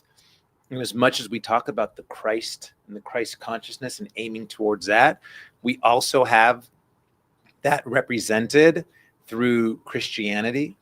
And some people will hear this and think about some of the distortions that are birthed from that and want to separate themselves from the church. So is the word, is it the Christ, or is there another word that, does there have to be a new word that doesn't come with all the muck? Are we possible to clean up that word that has been stained through other channels? Or if we don't do that, are we just going to be continuing to build prettier rooms in hell until there's something new to be emerged from it? Both. Mm-hmm. Both, yeah. I think the word, the Bible is a magical text, and depending on your level of consciousness, it depends on how you can unlock it. And there will always be a place for the Bible. And even the name Yahweh, it's like it's speaking to the breath. Yahweh. It's like the breath. It's the neshama. But there's distortions. The human beings, we can never, as soon as we condense something to a word, we've already lost it. It's like why they said the name of God is unpronounceable. It's a feeling. It's a gnosis. So the moment that it goes into a word, it's profane already. Like we've lost it already. But we can clean up our words and bring in the traditions and respect them and honor them and love them and read them from new levels of consciousness and find beauty and find. So I think we can do, I really feel like we can do both. And I think we can do that with all the texts. I want to just say, I'm not a biblical scholar or anything like that, but the further that I've gone into it and seen people who have been able to unlock, and like really shed the symbolic meanings of, and like read it in a way that is just like incredibly life-giving and putting, so many things together. There are people who can do that. I'm not one of them, but I just recommend for anyone who's interested to not have a closed mind. It's like if you go into the Bible looking to pick it apart and say, oh, like I'm gonna show why this is so bad. It's like easy to do. Like a 5-year-old could do that. But like if you want to find depth in it and you want it to reveal itself the way nature does, it's also there. Like it's as infinite as nature in that way.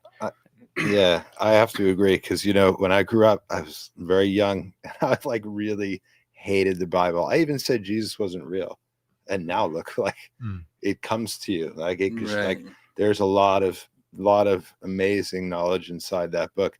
And I personally don't relate to it in religious forms because, it's just not my style. But the book Bible, I think, just means like bibliothèque. It's just like the book. It's a book. And so when I started to pay attention to it and really connect to Jesus, I was like, oh man, you missed the mark again. I mean, I've missed the mark a lot. And that's the beauty of like, okay, I want to keep growing always. There's something to be said about pre-literate people who predate this process of assigning symbols, visible symbols, to an utterance of consciousness. That's not necessarily more evolved. And you find this out. It's I love study. I love that world of studying books. I do. But hanging around other Lakota language speakers, I realized that the language, Lakota woya glaka wo unglaka po naha, chanchega oloa, that through the voice and the language that emanates from the source, and the powers in the earth, the birds teach us certain things. The coyote teaches us certain things. All of the Wamakashka. And then you add to that the drum, the technology of the drum. Before we begin tonight, I don't know what that horn was that you blew, brother. Shofar. That's an appointment. Happy Rosh Hashanah. That's an appointment of the moment that we're in. The voice, the drum, the eagle bone whistle, the song. They carry that power. They carry a vibrational frequency and a power of Christ consciousness. They carry that energy. Mhm. And so we should be studying all we can, because the written word is here, even for my people.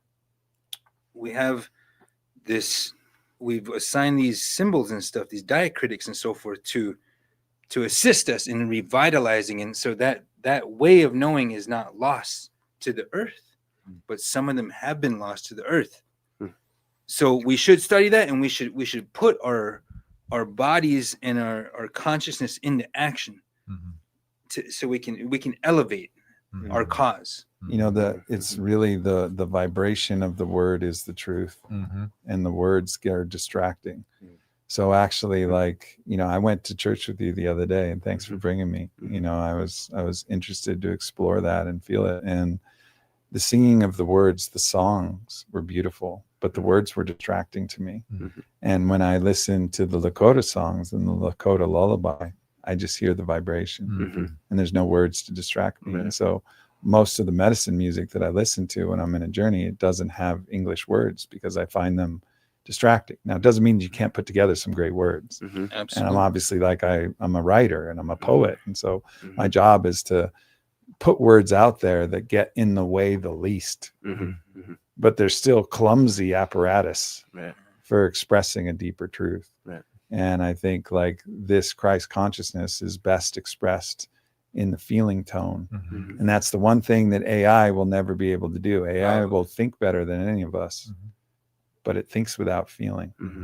It will never feel better than any of us. It will never transmit a feeling tone better than a human being. An AI lullaby will never be the same as a Lakota mama just swaddling her baby and singing a song, you know, and, like, with the heartbeat. And that's the thing that all of this technocracy and this, you know, new kind of techno-utopian vision about, they're missing the fucking point. Yeah, it's not just about intelligence. There's something much more important than intelligence. And hopefully we can wield this intelligence in a cool way. I mean, Grok told me a really dope story last night about Yeshi Sogo, because that's what I was asking. And it was cool. And that helped prepare me to give that transmission earlier, which gave chill bumps to you. So I was like, thank you, AI. You know, I'd heard that story before. Shout out to Jamie Wheel and his book, where I heard it first, Stealing Fire. But, like, so it's a tool, just like fire is a tool. We can burn something down with that, but we've harnessed that tool. Will we use it responsibly? And if we use it responsibly, we have to be this is demanding that we enter a new level of consciousness. With the tool, I think it's a good place, especially with the group we have, to talk about sacrament.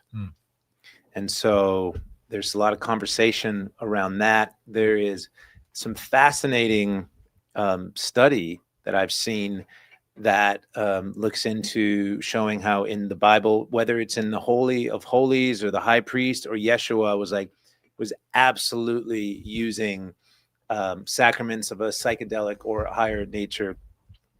And for some people, or higher, or what's that all about? of the highest nature.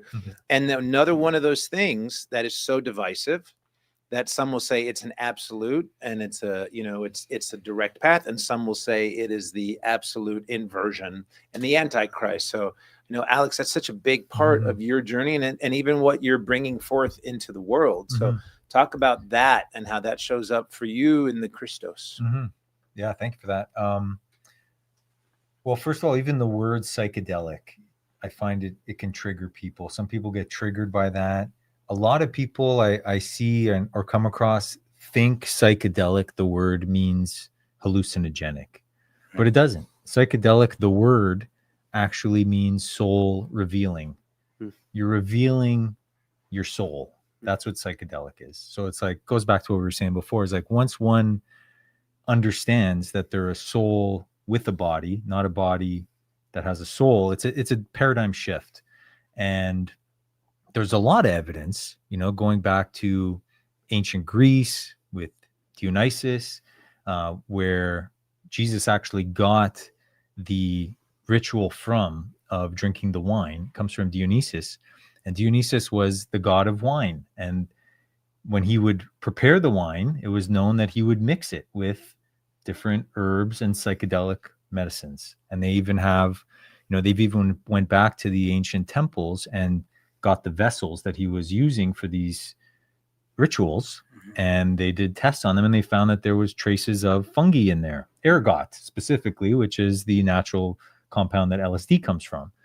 So, and that's where Yeshua got those rituals from. It wasn't something that he created. He learned these in the Essene schools, and this kind of stuff is what, my research shows. And there's lots of podcasts. People go on Joe Rogan and talk about this. That's where I learned a lot about it. The Immortality Code is a great book for anybody who wants to know this stuff. It's a wonderful book. And there's lots of books that indicate that Yeshua was practicing these psychedelic rituals, which just means soul revealing. And they're accessing the soul, and they're communicating with their ancestors and this kind of stuff. So it's fascinating. And the more I look into it, the more evidence comes up that they were probably using these tools from nature that contain the Christ consciousness completely. Like they're millions of years old. And it's not surprising to me. Like, and then you look back at, even if you go to the church part of it, there's tons of artwork depicting Yeshua with these mushrooms, with the cups, with the sacrament, with the herbs and stuff like that. So it seems to me like they even knew about that, and they hid that in there. And I believe that's how they accessed the Christ consciousness, the Christos oil, through themselves, but also communing with nature and these psychedelics, which are soul revealing tools. I hear that in the psychedelic piece of it, and even the meaning of it, and then again the potential fracture that could lead some down the path of psychosis, sure, as well. And so navigating through that. But I also hear, in terms of it being related to nature, that it seems very logical that it would be part of it. And so I kind of want to, there's like the two paths that I'm really interested to go down here in terms of the connectivity with nature, that it's the most natural thing to utilize what is of the earth and have it be a way to commune with God. And I'm also interested, well, probably while you're working on your mic, let's have that conversation, because there's another one to come back to you. Yeah, sure. So let's bring it into the conversation of nature and how that fits in with the Christos, and what is of nature is just going to reflect back into God. And the sacraments, some are going to be of a psychedelic nature that might have hallucinatory things. Some might be a little bit more ritualistic. And I think each person here, especially, Aubrey, with your journeys, has something to contribute into that conversation. I think you can, to me, it's really simple. You shall know a tree by its fruits. And what is this doing for your life? You shall know a tree by its fruits. So like, what is this thing? Is this thing a good thing or a bad thing? Well, there's examples of all different types of things leading to good or bad. You can have a spontaneous, Kundalini Christ awakening, and it can also lead to psychosis. So can psychedelics, and sometimes they're infused together. Like, there's lots of ways that we can get hijacked, or we can go blind and not see. And it is, and that's why I don't recommend anybody do psychedelics. I say this is a way, but it has to be your personal choice, because it's a choice that comes with risk. It comes with risk. What I can recommend is breath.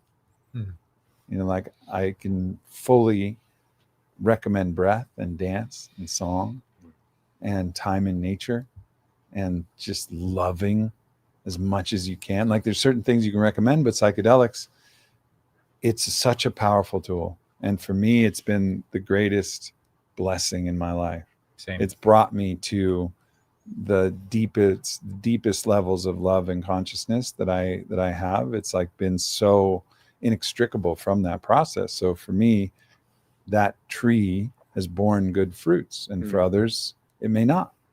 And I think that's something that we have to be mindful of. It's just like, all right, is it leading to what we're aiming towards? Is it actually creating that? And then what do you need? What is the minimum effective thing you need to get you to the highest point? And is it causing some other effects that you're not aware of? You know, and I think there's pitfalls and traps that we have to be cognizant of if we engage in that path. Yeah. Yeah. And that's what, Ryan, I want you to Sure. like speak on that, of navigating some of those pitfalls. And I mean, go with it where you want. But one thing I would love for you to share with is that your view on those that have a Messiah complex and how that fits in through this conversation. Yeah. So I'm just going to keep it real. You know, 7 years ago, I got a large amount of LSD, and I was feel like I was growing so exponentially in my mind, like really fast, from like, it's just a simple baseball player trying to hit ball, you know, see ball, to like, oh, we're all one. Oh, there's no mistakes. And, you know, I kind of have an addictive vibe about me sometimes. So I go to this place where I'm so connected to the divine that I expressed it, and I said out loud, I'm Jesus. He's me. And there's no one who can tell me otherwise. Like, ain't nobody going to convince me out of that. And so, and it was erratic. It was manic. I wanted to save the world. So you have that Messiah complex. Now, I think in a lot of ways, just to touch on that, like, we're all sitting in this room in some way, shape, or form. We have a version of Messiah complex, but when you turn it up to 20, when it needs to be on level 5, it can get messy. So for me, you know, I got tricked into a psychiatric ward against my will. And that was really tough for my psyche to handle, because I just wanted to help people. Now, all of a sudden, I'm in a place with people who want to kill themselves. I'm in a room with 3 other people, and there's a nurse checking on me every 15 minutes to see if we're like, someone's trying to do something to themselves. And I'm like, I just want to sleep. I can't sleep. This isn't healing.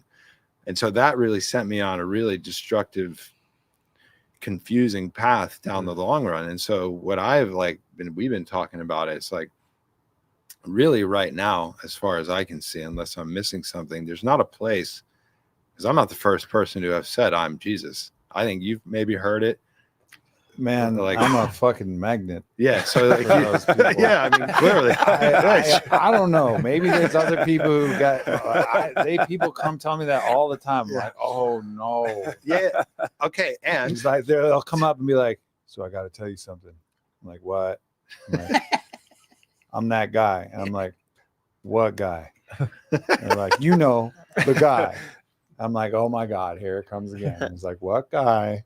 It's like, the guy, Jesus. I'm like, oh God. so this is where like I see it's like psychiatric community all the way to spiritual community. Right now, I'm not aware of a place where someone's like, oh, we got another one. We can help that person. We can bring them somewhere that's outside of, you know, because me, I was just automatically bipolar. The guy like, and I was like, no, there's something else. And like, yeah, maybe there's something there, but like, where is the healing center for those people that have that and say that out loud? And you're like, well, you know, you can come here and we can help you actualize that and ground it down into. Yeah. I mean, I think they needed somebody telling you, hey, you're not Jesus, you're Ryan. Sure. And Ryan is worthy of just as much of God's love. And I think this is the challenge. And I understand that, yes, we need the mark. We need something to aim for. But when we have our judgmental mental frameworks in, and there's somebody that's so much better than everybody else, and then there's an impulse, well, I want to be that because I'm this sinner and I'm not worthy and I'm not loved, because we're missing the point that we're all loved that much. And so we reach for this thing to try and make ourselves good, to try and redeem ourselves by being that, without knowing that we're already redeemed. Mm-hmm. Like we're already, like we're loved, and that we can be ourselves. Like you can just be Ryan. And sure. Ryan just, you know, just like Jesus was the son for whom God was so proud, so is Ryan. Yeah. And that's where I hear with that of like separating Jesus and the Christ. where I would add one more there. You're not Jesus, but you're Ryan the Christ. Mm. And then that activates the sacrilege here. But there's something about, like, we want people to embody that, which the, Messiah complex is that, just maybe to an exaggerated degree.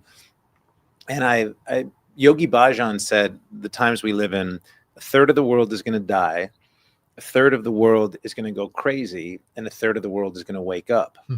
I think 2/3 of the world are going to go crazy, but half of them are going to get through the craziness into the wake up period. And so that period that we go through when we're teetering is that, how do we take that and bring that back into, embody it into the awakening instead of completely losing it? I want to bring that into a question of something that you guys, it's been talked about, but I feel is important here, because what's the context? Where Tariq Clark from Rally said, what makes people leave spiritual or new age spaces to go to orthodox religion? He said, I've seen more of the reverse happening with people who had religious trauma, but noticing folks who left the spiritual world to follow strict religion. And so there's all these people at this choice point here, and then they've got to pick the container of which is going to give them the guidance to bring them back into their wholeness. Yeah. Hearing your experience, when I was 18, I was like on autopilot, stupid kid, doing whatever. And it wasn't through psychedelics. It was just an insight. That I was talking to some friends, and all of a sudden something popped, and I was like, oh, everyone's looking for happiness outside of themselves. They're never going to find it. It's just mind, body, and nature. And I just and all of a sudden I couldn't say words anymore for like 30 minutes. And I'm like, broad daylight, two friends sitting in the front seat of the car. I'm trying to say one word. I can't get anything out, just tears streaming down. And in that moment, I felt the interconnectedness and unity of everything, but I also felt the fallen part, right? Like I could say it's technology, but when you say Tao, like, I thought, like, the first word that eventually came out 30 minutes later was like the way. And I had never heard it before. I grew up secular, Jewish, and it was all that was there. And years later, I'm in a Vipassana retreat, and we have a 15-minute interview with the teacher. And I go, hey, Doshin, like, you're talking about how thoughts are suffering. And I love thinking. I'm having the best time thinking in there. Like, I haven't had this much time to think. I'm creative. I'm thinking about it's awesome. So why is it suffering? And she goes, no, that's great. That's great. But can you turn it off? And I was like, huh. I started thinking about this need for about discipline, about discipline of the mind, discipline of the soul. And I said, I tell Doshin about this experience I had. I said, when I was 18, I don't know what you would call this, if it's enlightenment or something. It sounds like Satori experience in Buddhism, it's like the glimpse, right? So they say you enter the stream. And she said, you had a holy experience, but it doesn't make you a holy person. You still need to do the work to unravel the hindrances. And so to me, I know that in my bones, because I still lose my temper. I, have so many examples in my life of, just doing things that I should not have done, hurting people in the process, right? And that's after having the experience. So I'm not Sam the Christ. I'm just Sam. And I'm looking up because I know where I need to go, right? And yeah, I've had the holy experience. I've seen what's possible, right? I've seen what's encoded in the acorn. But to actually walk that path out requires structure, and it requires lineage, and it requires, like, that's for me. And that's been true when I was, vision questing, or it's been true, trying to find a church. Like, I think we have this call, even if we're like looking to our ancestry or whatever it is, we're looking for lineage. We're looking for something that has roots, that's stable, that we can, sort of be a part of. We don't want to be isolated. And I think this often, I hear so much like the church in a negative way. And it's like, yeah, for sure. I get it. Like, I actually don't get it. It's way beyond what I get. It's an enormous amount of pain that has been inflicted. Like, it's way beyond my wildest imagination. And yet, like, to worship in community, it's an essential part of life. Again, you know, I was kind of saying it before, but that's one thing. And then I'll just say lastly, like personally, what drew me into it was just reading the Gospels for myself. You know, like I had experiences of the energy of Christ, and like I thought, oh, I kind of know. And then when I actually read the Gospels and just took it in, like not even as the Word of God, just as history, you know, what do people say about this guy? This is kind of the only way I'm going to find out who this guy is. And all of a sudden, you know, yeah, maybe we have different opinions about that, but that was where I started. Yeah, that was where yeah. I started. That was where I started. So Alex and I, we kind of glanced at each other. There's a particular book, one called The Way of Mastery, which is some channelings of Yeshua. When I read that book, I feel it. I am sitting at the feet of my teacher.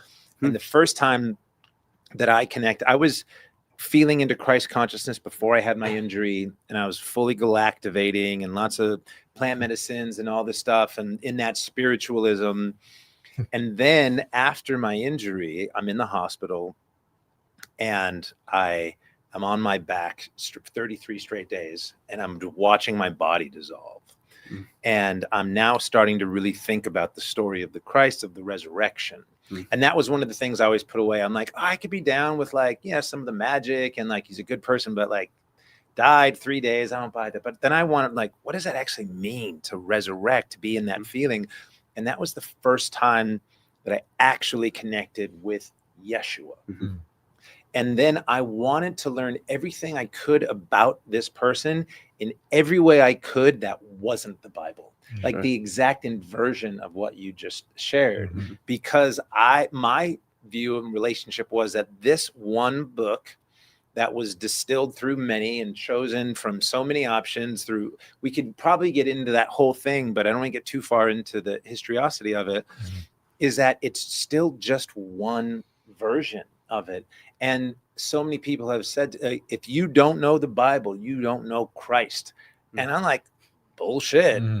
Like, come lay in a hospital bed with your body dissolving for a month and tell me that I don't know Christ. That's right. So there's something here that's probably what came up. It doesn't mean that we can't find it in the Bible, but there's almost this limiting thing that like Christianity has usurped the Christ. And I don't know what to do with that, because it's also a path to the Christ within ourselves. Yeah. It's supposed to be. I want to add about the sacrament that, you know, we smoke chashasha, red willow. That's a sacrament.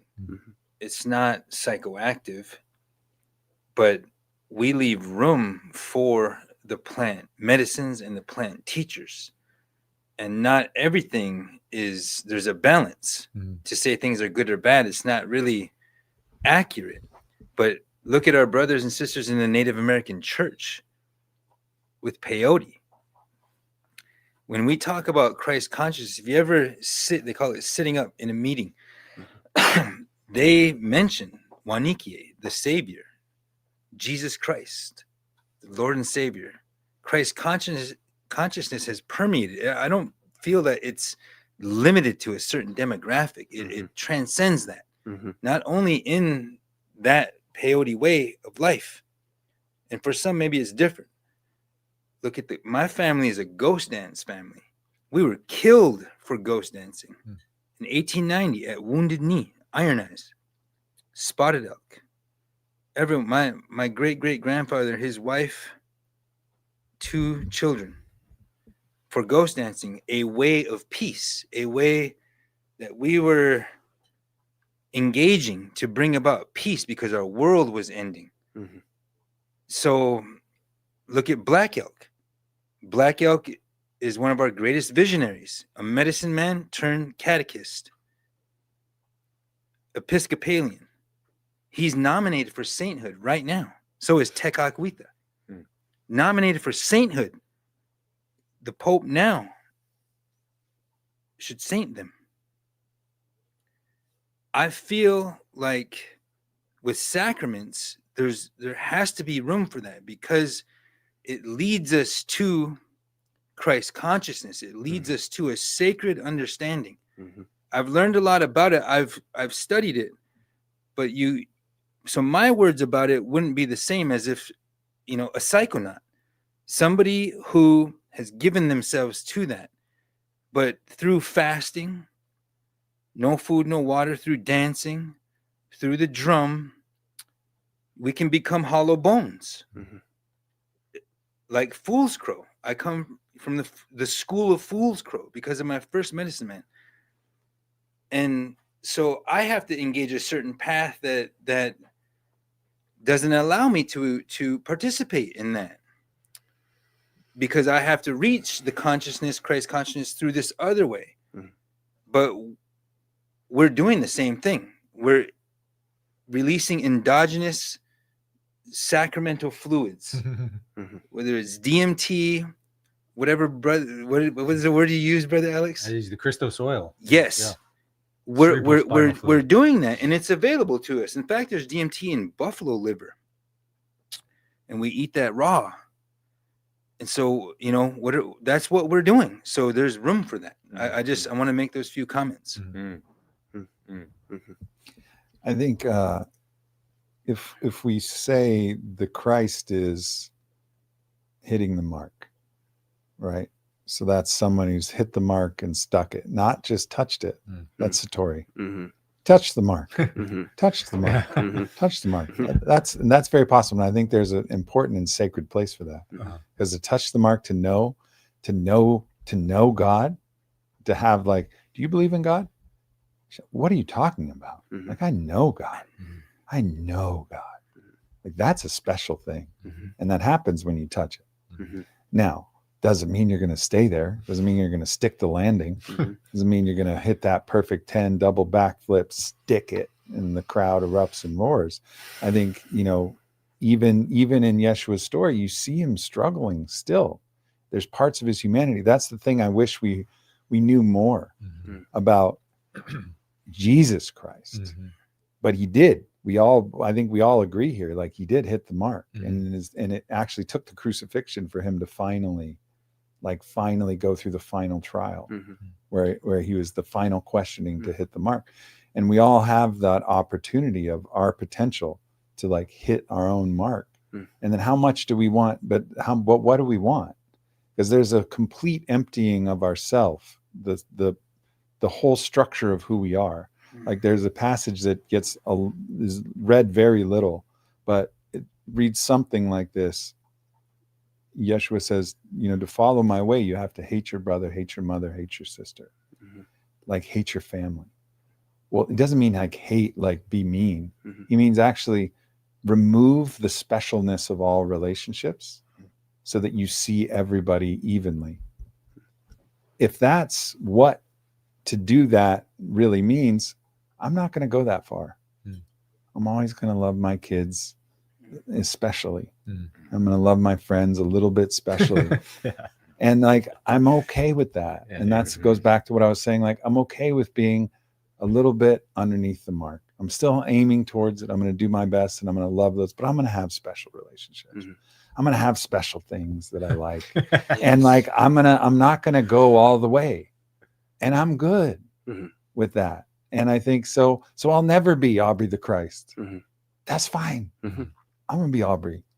And Aubrey's going to be somebody that the people who know him are going to know that when they were around him, they laughed and they danced and they sung and they drummed and they felt love. And like, I'm good with that.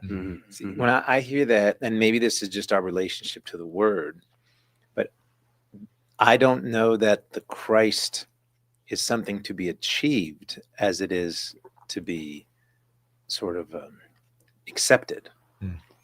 And we go back to what Father Sean shared.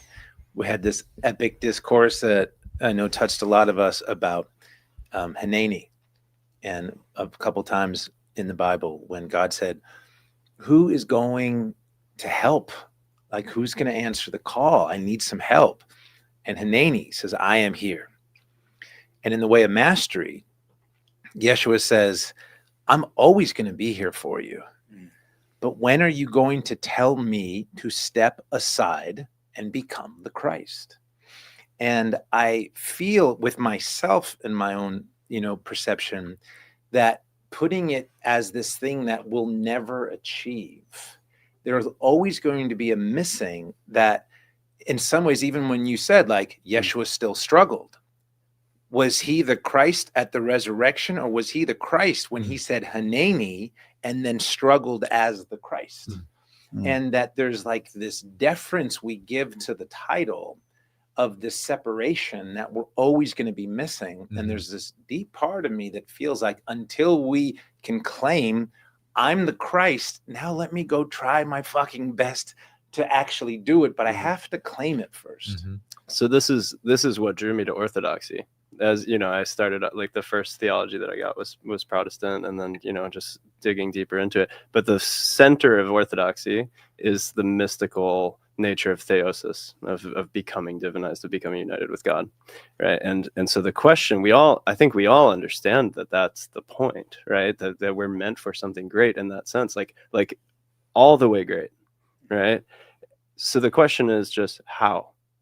And so, like, you know, what does Christ need to step aside, or can I participate in some way in the work of the cross, right? Like that's my question, and I'm still exploring it, right? I'm not like fixed and here to convince anyone.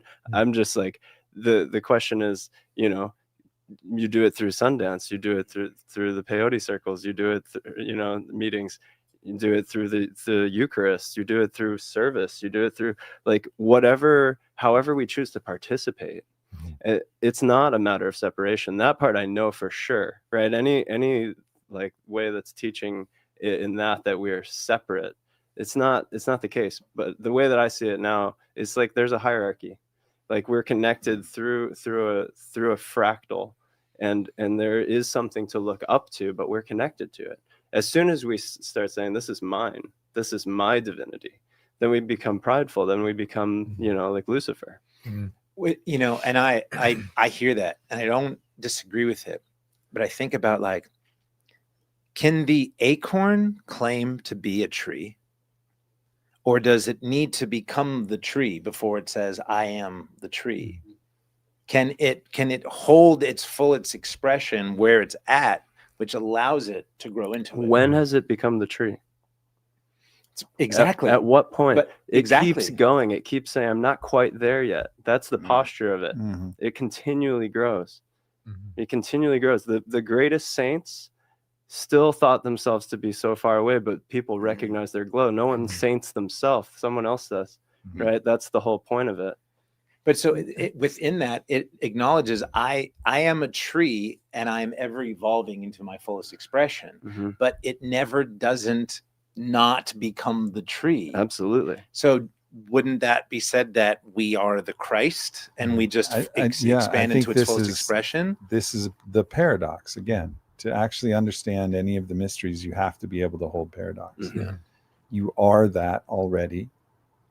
And there's, I'm sure, many passages that support that you already are that. And this is deep mystical teaching. You already are that, and you're becoming. It's the being and the becoming, and both are true. You're perfect as you are, and you can do better too.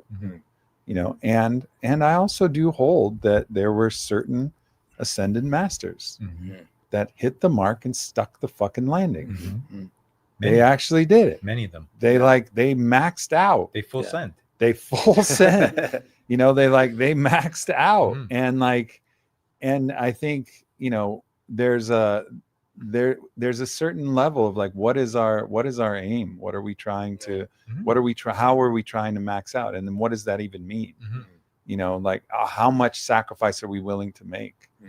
You know, like, am I willing to see, like, as Yeshua looked and saw who I believe was his beloved Mary?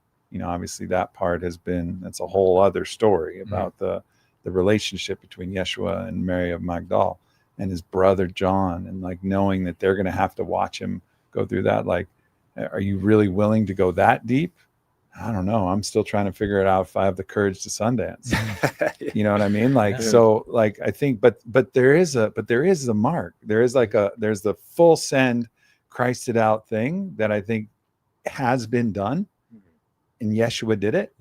I think, as I said, Buddha did it. Yeshua Tsogel did it. There's countless other people that we've never even heard of that did it.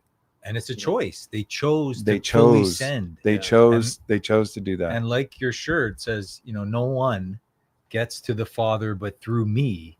That's an individual choice. No one is getting to the source but through themselves. That's it. That's the only way. It's a self-actualizing choice and journey to full send. And everyone gets the opportunity to get to know God within themselves on this go around. And it's up to you. If you want to go 90% and enjoy the fruits of your labor, by all means, that's your choice. If you want to go absolutely balls to the wall, full send, that's your choice. And that's what I think we all get the opportunity to full send. It's like, how far do you want to go? I'm going full send. And I think the key thing here is don't lie to yourself. Actually be honest with how far you want to go. That's what I love about you. You're just owning. I'm like, I'm going to enjoy my stuff. And it's great. I'm evolving and the tree is growing. And I'm like, but I'm not like, no. That's what I love about you. You own it. You're authentic and speaking truth. It's like, and I'll say to that, my own personal journey, I'm actually really with you guys. And it's reminding me when I was connecting with Yeshua and growing up Jewish, it's like, it's not that we don't like him. We just don't really talk about him that much, and so, and so I remember thinking I went through some really challenging circumstances and paraplegia and divorce and death and all these things. And it's like, how much more can I take? And it's like, I don't have nails in my hands. Right. So that was that mark I think we're talking about of coming to reach. And so the paradox is both. It's like, I am the Christ, therefore I can keep going until there's nails in my hands. And so both of them can exist together. Yeah. I mean, so, we've been honoring Kairos much more than Chronos in this conversation. And I want to check in with everybody here, with the crew. There's one more topic that I'd like to bring into the conversation if we can, if everybody's good with that. It could be hours, but we can keep it somewhat brief. And it feels like it brings us back here because the conversation here was Christ consciousness and the modern man.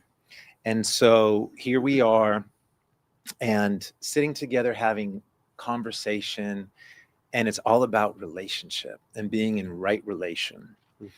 And a lot of people asked, I'll just read one of the questions to tee it off. And again, thank you so much to everybody who submitted your questions. It was, let me find it here. It was Christine Fogarty had asked, how does the modern man bring wholeness and the healed masculine to partnership, particularly in creating safety and holding emotional space for his divinely whole feminine partner? So there's that question there, but I also want to bring into the space that when we were sharing the promotion, a lot of people would jump in and be like, oh, Abi Marcus on this panel? Well, I'm not going to be no, forget that's not Christ consciousness because of your relationship dynamic. And I want to offer one more thing till we open it up within that. And I don't want the conversation doesn't have to go into that depth. It's about right relation. That's where I want to go with it. And so I'm bringing a few different things in here so that we can open it up. Within the relationship of Yeshua, I've come to believe this idea of compersion, that if he is who we think he is, I do believe that he would have had that. I don't think he was celibate. And if that were the case, there was no aspect of him that would be possessive of any of his partners, or else he's not who we think he is. So there has to be radical compersion. And if that's the case, it has to lead open for the space for other relationships to be there. If that's desired, that makes sense to me. But it's also not the way we operate in here. So I just want to tee all that off into whether it's monogamy, whether it's celibacy, whether it's polyamory, whether it's friendship.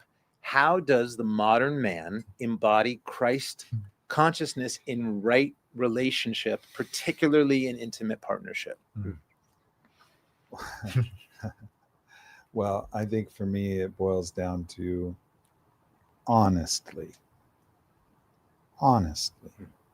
you hold that whatever relationship you have, you hold it honestly.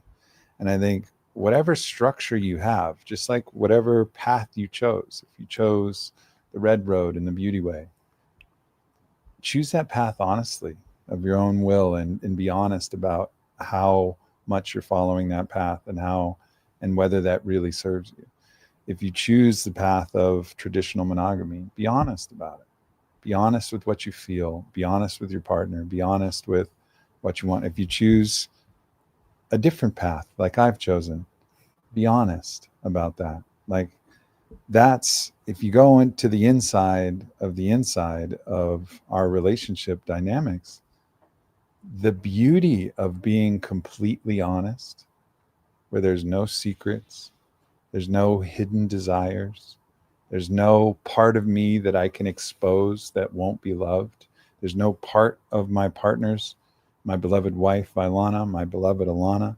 There's no parts of them that they can expose that won't be loved. No desires they have that won't be loved. Now, there could be things that need to be clarified. There could be things that are, hey, I don't think this is the right energy that you're bringing to this. And then, so there's discretion, of course, and that's you're perfect as you are, and you can do better too. There's the discretion is always there. But to me, I think it's showing up with that radical love and radical honesty. And I think so many people who were so triggered by my lifestyle, it's like, it was really quite a shock to me, because I felt like consciousness had evolved to such a level where now most people were rather accepting of homosexuality, for example. Oh, okay. You're a man, you like other men. Good for you. Like, it's your own business. And even in Christian circles, like, far more embracing of that concept. But for me to embrace this, it was like, this is not. And I think the reason why is because the people who are accepting of homosexuality are not secretly worried that they might be gay. Right? That they're not like afraid. They're not being hypocritical about it. They're like, yeah, it's not for me, but go have it. But I think there's a lot of people who are not being honest with what their natural desires are and what their path are. Now, how they act on that is up to them. But honesty, to me, is where this whole thing needs to lead. And I hope that in many ways, this was,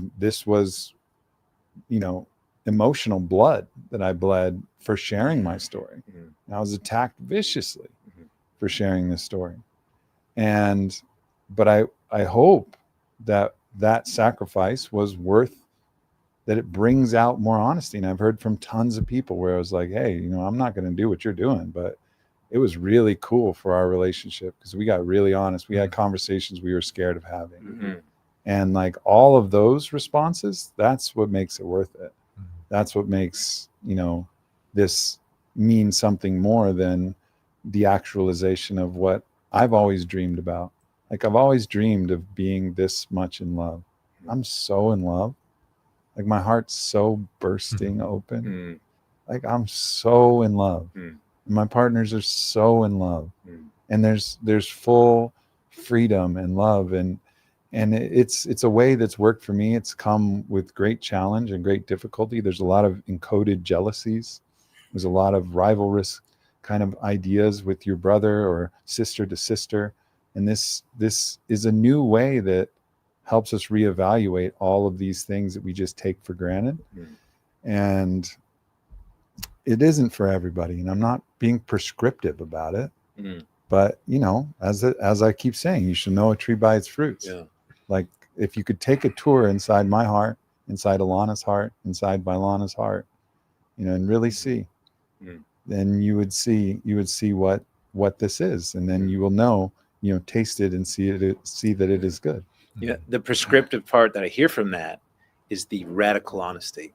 And that's the modern man bringing that Christ into relationship. I want to open up for the other brothers. Yeah. What other aspects may come through for you in that? Well, I mean, first I want to give a shout out to Father Sean O'Leary, because like this whole conversation is transformative, but we all have like our roles in the Christ consciousness. And just to give you some love, Aubrey, about that, it's like, man, I wish people could just see, like, you telling that story is an invitation. You are the mark of the Christos honesty. I've been watching it for years. I'm like, damn, I want that. And I've been scared. So like, and I was going through a lot. So when I kept seeing it, I was like, one day I want to do that. And now I'm here doing that. And then coming to the modern man with my wife, so this awakening happened to me 3 times. 7 months ago was the most recent, right? And I'm living in Thailand with my daughter and my wife, just like running a real estate business. And then I'm like, I feel like Jesus again. Like, oh no, like I was terrible. I was like, no, not again. Like, no way. Okay. So then it's like the Hulk comes through. It was like, Jesus save. Yeah. So, but what happened like in the months after that was like me trying to explain it to her, and then on top of that, me wanting her to come on the road with me with my daughter. And sometimes I was getting mad at her, and she might be watching. I love you. Thank you. It took me a while to be like, as the modern man, it was like, wait, what are you missing here? She's on the mission with you by being cool with you leaving 2 weeks out of the month and taking care of our daughter and thinking that this mission is important. And I was like, oh my God, I missed the mark again. Here I did it. So like that recognition. And like now I just like, I'm always telling her, I'm trying to more and more and more like, man, you're a queen. You don't have to be here. You're here with me because you are supporting it. And like the more of, I think, us men diving back into ourselves when like we're triggered by our partner. It's like, wait, what does this mean I need to work on? What is it within me? It's not about, maybe you're missing it. And having that introspection and that ability to figure out, oh, damn, I was wrong. So I'm really good at saying I'm sorry at this point. So with like that, there. the prescriptive piece there, where we have the radical on, and I love where I hope this continues, but the idea that like missing the mark, the Christos of radical honesty. And what I'm hearing here, the prescriptive, it's the Christos of radical accountability. And all of these different aspects, the elephant that is the Christ bringing this into the whole. So what about you, Alex? How does that show up for you? A little different for me. I'm single. I've been single for a while. I've also been celibate for the last 13 months. Once I first had my first real interaction with the Christ consciousness in my psyche, I became obsessed with, trying to recreate that. And I learned that retaining your seed and charging yourself up with the sexual energy through the Kundalini is the way to do that, to release it in your mind, like the Christos oil, and also doing it intentionally so that the more I access the Christ consciousness, that I'll be able to recognize it in another and see that in the woman that I'm calling in to be my wife. And so that was my intention doing it, and it's working. A really dope ass woman has entered, and she's all about the Christ consciousness and the Mary Magdalene vibes, and it's like, wow, this is working. And I've seen this work for a few other really dialed in guys, so it wasn't my code or anything, but I'm practicing it. And on my putting the elephant thing, Christ elephant thing, or whatever you want to call it, together, it's echoing off Aubrey's, where I feel and sense, and looking back on my last relationships too, they were all really craving not honesty, that too, but intimacy. They really wanted intimacy, and I had a challenge of like really being intimate. Like I always looked at it as intimacy as sex or making out or the physical, but it was really what they wanted was just truth, my truth, and just being honest and even transparent. And that's what I've been practicing is just being, this is the truth for me. And they actually really appreciate that very much. That's the intimacy that we get to see each other and the mirror that's there. So that's my little piece that I'm bringing in. And there's a few, it could be that radical intimacy, which is the inside of the inside, which we said. There's also potentially, it's this radical transparency, that it's just completely open, that has the nuance of accountability and honesty, but it still has its own particular essence with it. Yeah, it's beautiful. There's something that just came to my mind that I'd like to share because it just kind of popped in, and I trust that. So there's a story that I read from the Hindu tradition, and the story is that Shiva was so fond of being in his meditative bliss that he could hardly be bothered. And so it took a lot to arouse him from this, meditative bliss. So one way to arouse him was the Tridevi, like the goddess incarnate, could do a dance, an erotic dance, and it would allure him out of his meditation, his union with Christ consciousness, and of course this is a deity, so we're talking about a different magnitude. So you could be allured out through this beautiful dance, this erotic dance. And then there's another story of when Kali went into such a fit of rage and such a fit of wrath that she was just destroying like wantonly all over.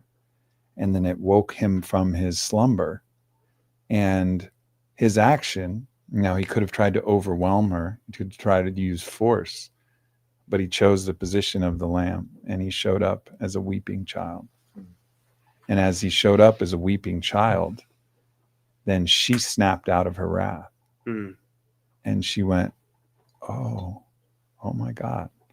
So what triggered that about that is part of the intimacy is if you're hurt, sometimes showing that you're hurt, sometimes showing like, wow, that really, really hurt. And and then they'll be like, whoa, like I didn't mean that, and I think that's also part of the modern man is like the availability to be vulnerable and also be really strong, but to be able to have that flexibility to do both, to sometimes be the lamb in the relationship and just say like that really hurt. And just weep the tears. That radical vulnerability. Yeah, that's another piece.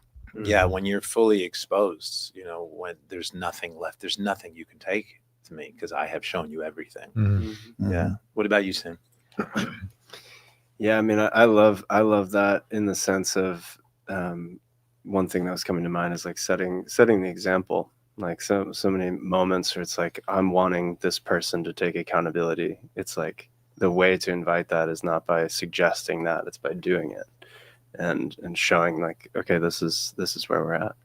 The thing that was coming up before you asked this question, we were talking a lot about about Christ consciousness, and one of the common things that I hear from women when talking about Christ or Christianity, or just like why is the Christ in a male form, or, something like that, and also like Father, Son, Holy Spirit and the Trinity. It's like this, and then all kinds of systematic stripping away of the feminine. And so I think that's one of the things that we're all trying to bridge here is like where is that relationship with the earth, relationship with the feminine wisdom and women, and all the different ways that the feminine shows up. And I'm speaking from a place that I've all of my relationships have not lasted, and there's, of course, everyone plays a part, but like I have my own thing. So I'm commenting on this from a place of like where I'm at learning, and with what I would say is there's a lot of ways that I haven't recognized the profundity of difference between men and women. And I've expected a woman that I'm with to think like me or relate like me or meet me, in a certain way that I'm, is understandable to me or something like that. And I'm missing this great gift of something like you were talking about, like before there were words, there's wisdom, and there's something in just the, again, to me it all comes back to humility. Accountability is, I feel that in there as well, to just be able to pause when I think I'm right, to just drop it and really listen, really, really get curious. Like, this thing doesn't make any sense, but if the goal is to prove that I'm right, I might win, and then there's no more relationship. And I've had that experience many times. And on the other side of it is, if I take this thing that doesn't make sense to me and I just let it in and I really say, what is this? What does this want to show me? And just allow it to transform me. It's a mystical gift. And so just having the curiosity maybe to receive that. You say humility, curiosity. I love, and what's coming through, it's so rich, everything you're saying. It's also this radical acceptance that this person, whether it's an intimate partner, whether it's a friend, whether it's a nation, whether it's an idea, that this person is who they are exactly as they are. And can I wholly and fully accept that? And in this radical surrender, like bring that in, knowing that they are not going to be me. I am me, and I see through my eyes, and can I fully, wholly accept who they are? And that has to be within that merging of sorts to create that holistic human. So Chase, what about you, man?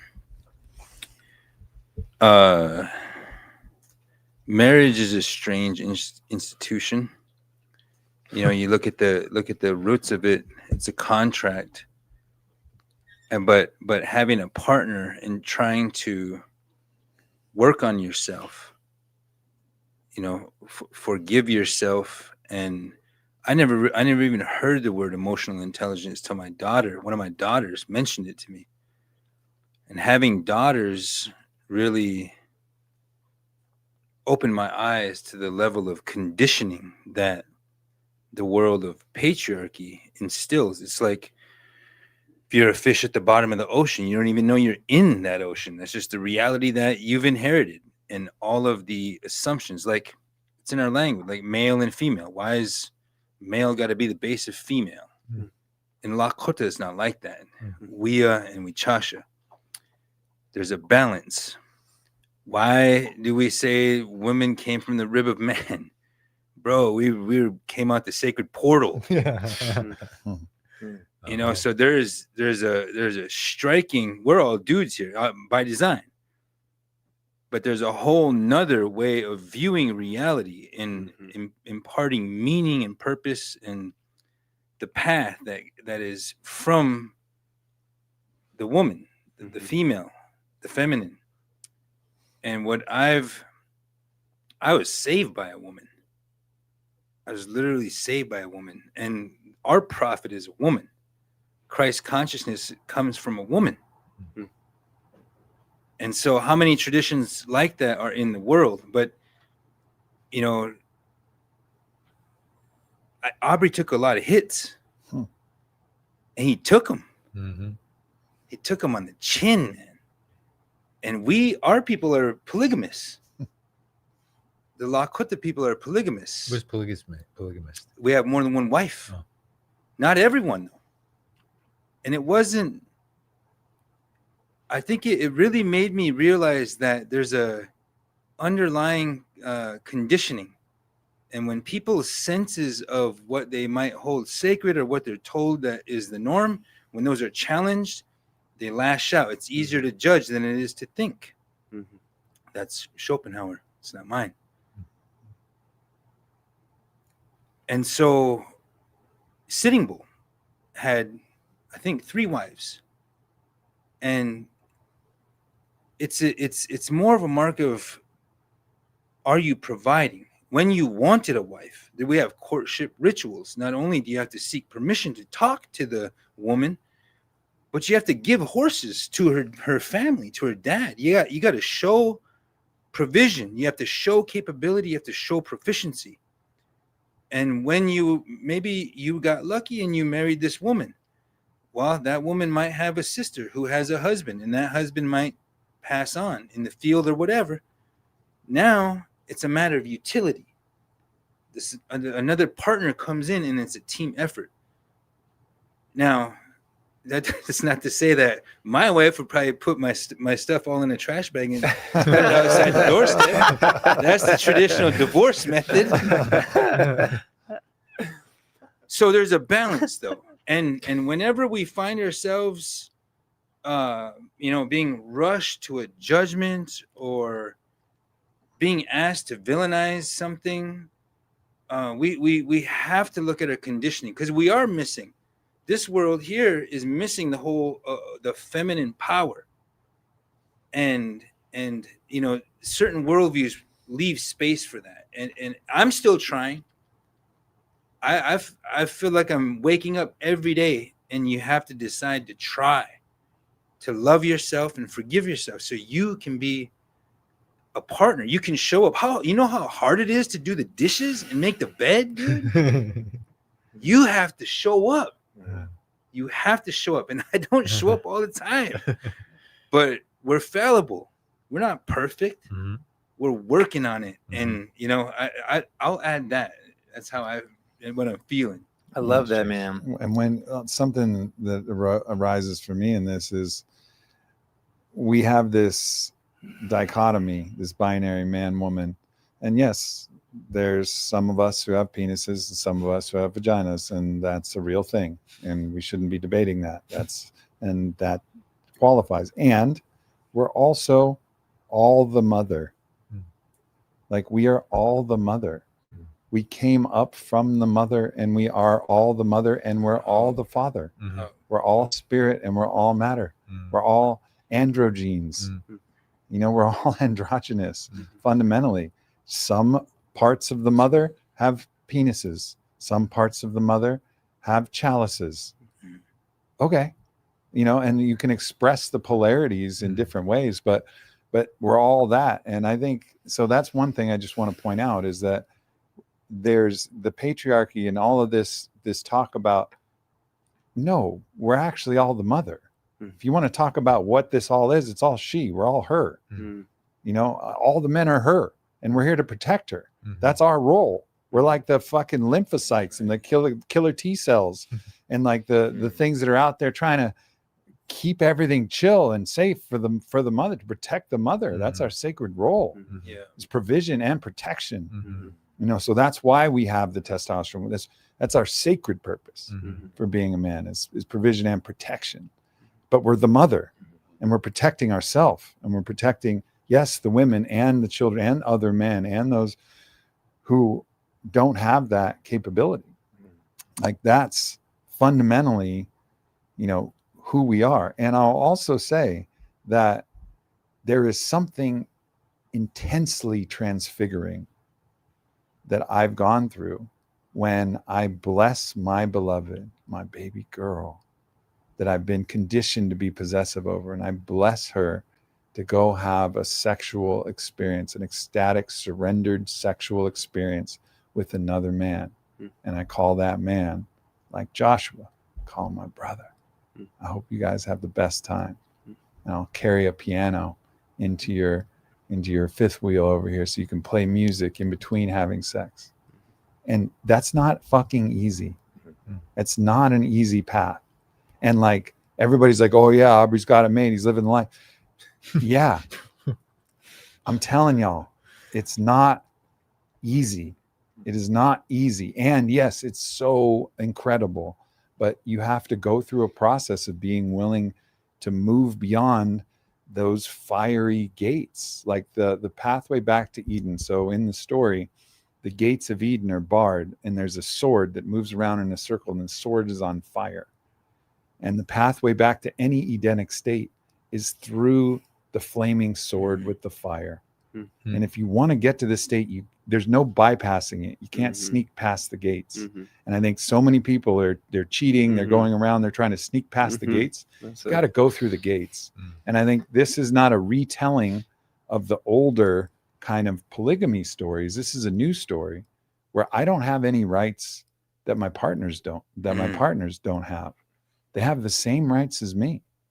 They're free to explore as many connections as I am. So it's an evolution of that idea. It's a new imagining of it that is more encompassing and egalitarian of both sides, because we've gone to that place of consciousness where now we can actually embrace that, and we can be, like you said, you know, we can have compersion, which is to share in someone's pleasure, rather than just compassion, where we're down to share in their suffering. No, like, you guys are having a great time, like, that makes me happy.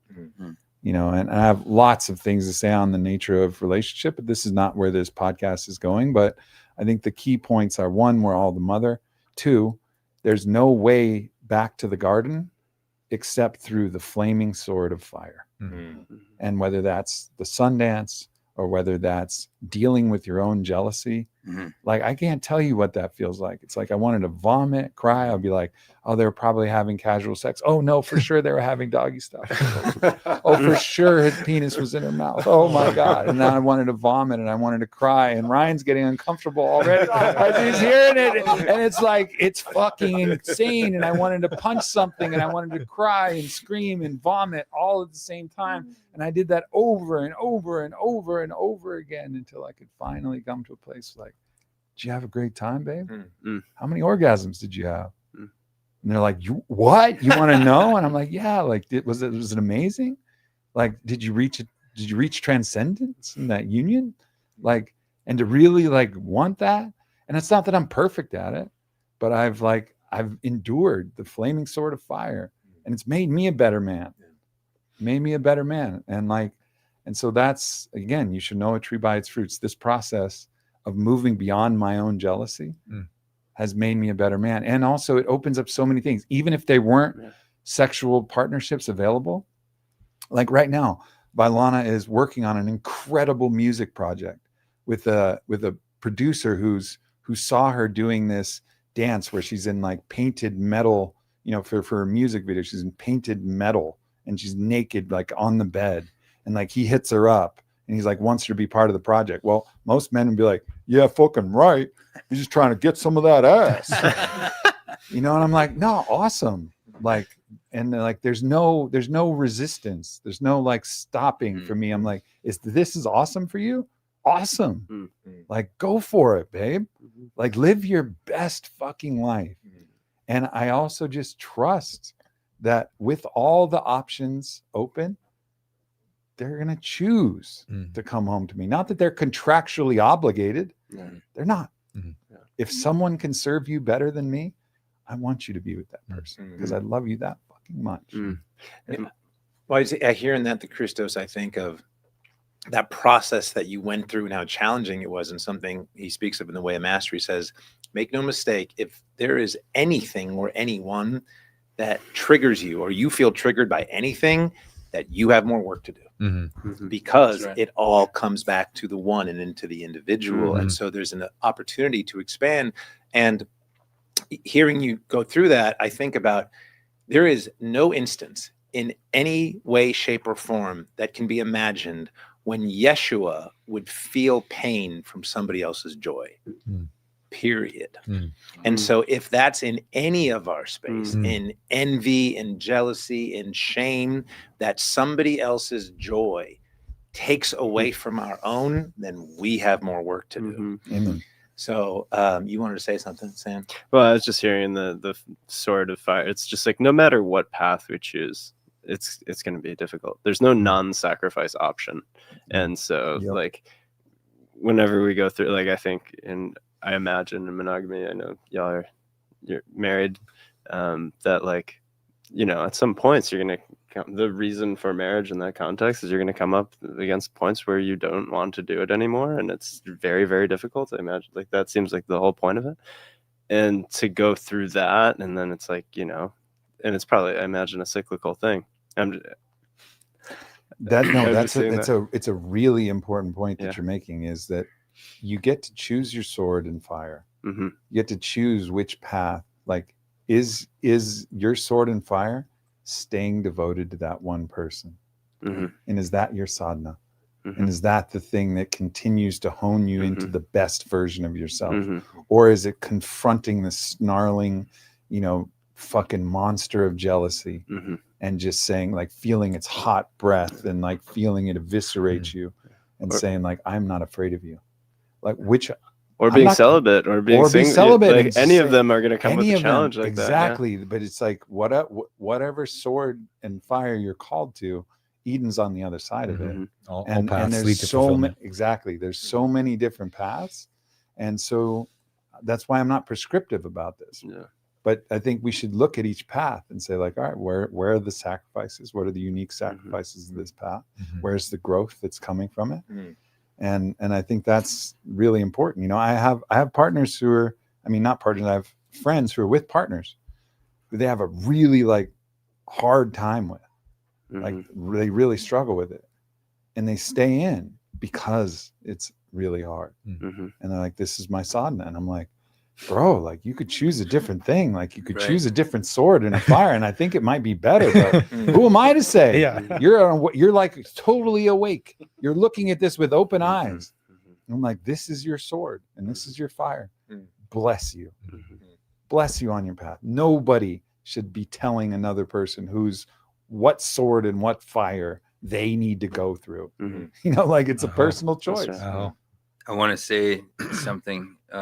We have parables, right? We have these stories, and Aubrey being willing to be in that place where you're in this circle where there is judgment.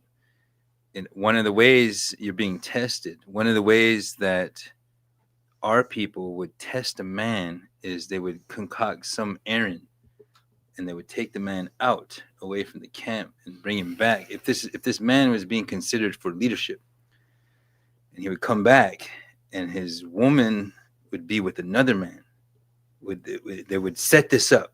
Talk about a prank. Wow. And so they only did it to see what you would do. How you would react? How you would react. When the people hurt you, will you hurt them back? Oh, shit. If you lost your shit, because the gods are jealous. You know, jealousy is a real thing. That was a test. That was one thing that they judged you on that. The other is a story about a man whose nephew steals his woman, his wife, right? She goes for the younger dude, and the people are expecting him to lash out because he's a leader. And instead of lashing out, he takes a horse, a bunch of his property, a bunch of things, and he saddles that horse up and he takes it over to the man and the woman, and he wishes them well. You know what I mean? Like that. So you're living that and you're sharing that, and I want to thank you for that. That's turn the other cheek right there. That's a great full circle moment. That's it. That's the whole thing. The last thing is Crazy Horse stole somebody's wife, right? Black Buffalo Woman. They were in love, bro, and she eloped. She left her kids with the family, and they go on a honeymoon essentially. And her husband finds out and shoots Crazy Horse in the face. And so since that time, he was disfigured in his face. He didn't like how he looked. He didn't like his form. And he was the youngest shirt wearer of our people. He was like 34 years old, but he never returned to that center where it's hard to put yourself in there. It's hard to go in there because the fire is hot. And there's the judgment of human beings is sometimes it impacts you too much. It's too strong. And he never went back into that public circle, but he did other things. He perfected other things in his life. So I just want to mention those three stories because when you're talking, there's lessons here that we're living. You know, we're living these lessons. So anyway, thank you. Thank you for that. And we're living the stories. And this is, man, we could go for forever on this. It's amazing.